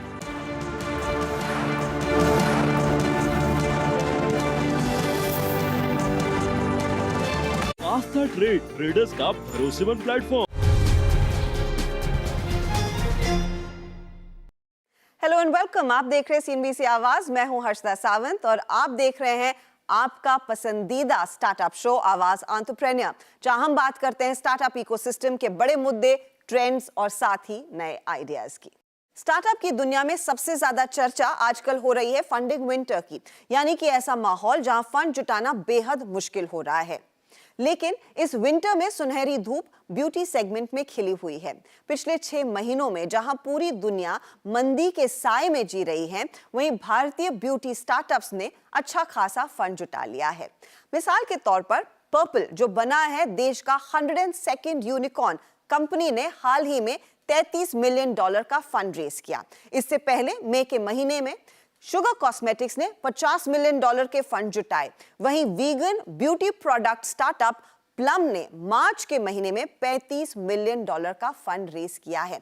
यानी कि पिछले 4 महीनों में इन कंपनियों ने कुल मिलाकर $100 मिलियन का फंड रेज किया। अब इन कंपनियों के वैल्यूएशन पर अगर हम नजर डालें तो सबसे आगे इस $1 बिलियन क्लब में नायका का नाम आता है। कंपनी लिस्टेड एंटिटी है। $8.8 बिलियन पर दरअसल नायका का वैल्यूएशन इस समय खड़ा है। यही नहीं, पर्पल का वैल्यूएशन हाल ही के फंड रेज के बाद करीब $1.1 बिलियन पर आ गया है। इसके पीछे है शुगर कॉस्मेटिक्स, जिसका वैल्यूएशन लगभग $500 मिलियन पर आका जा रहा है, तो प्लम का वैल्यूएशन लगभग $250 मिलियन पर खड़ा है। इन वैल्यूएशन और इस फंड रेज से जाहिर है कि इस सेक्टर में ग्रोथ का खूब पोटेंशियल है। अब पोटेंशियल की बात करें तो 2022 यानी कि इस साल में भारतीय ब्यूटी सेगमेंट में तकरीबन $25 बिलियन का मार्केट देखने को मिलेगा। और अगर आप 5 साल आगे बढ़ेंगे यानी कि 2027 में ये मार्केट $33 बिलियन से ज्यादा होगा, यानी औसतन 6% से ज्यादा की CAGR ग्रोथ। अब सवाल यही है, इस तरह की ग्रोथ को कैप्चर करने के लिए क्या बड़ी कंपनियां आगे रहेंगी या फिर स्टार्टअप्स का शेयर बढ़ने वाला है? इसी पर बात करने के लिए मेरे साथ है यूनिकॉर्न पर्पल के फाउंडर मनीष तनेजा और साथ ही शुगर कॉस्मेटिक्स की को फाउंडर विनीता सिंह। आप दोनों का ही स्वागत है। कांग्रेचुलेशंस आप दोनों को, जहां पर दुनिया भर में और स्पेशली भारतीय इकोसिस्टम में बात हो रही है कि फंड रेज करना बहुत मुश्किल होगा। आप दोनों ने बहुत ही बड़ा फंड रेज किया है और काफी तगड़ा रिस्पांस इन्वेस्टर्स से मिला है। Manish, congratulations on being a unicorn too. क्या वाकई में मुश्किल था? कुछ फंडिंग विंटर जैसी फीलिंग महसूस किया आपने? फंड रेजिंग इस साल थोड़ा डिफिकल्ट है compared to last 2-3 years. हमारे लिए स्पेसिफिकली उतना डिफिकल्ट नहीं था because of the performance of the business. You know, हमारा business almost 100% year on year से बढ़ा है from last year to now. So and बहुत ही अच्छे यूनिट इकोनॉमिक्स के साथ बढ़ा है, तो हमारे लिए उतना डिफिकल्ट नहीं था, बट शायद हमारे लिए और भी आसान होता अगर ये फंडिंग विंटर ना होती तो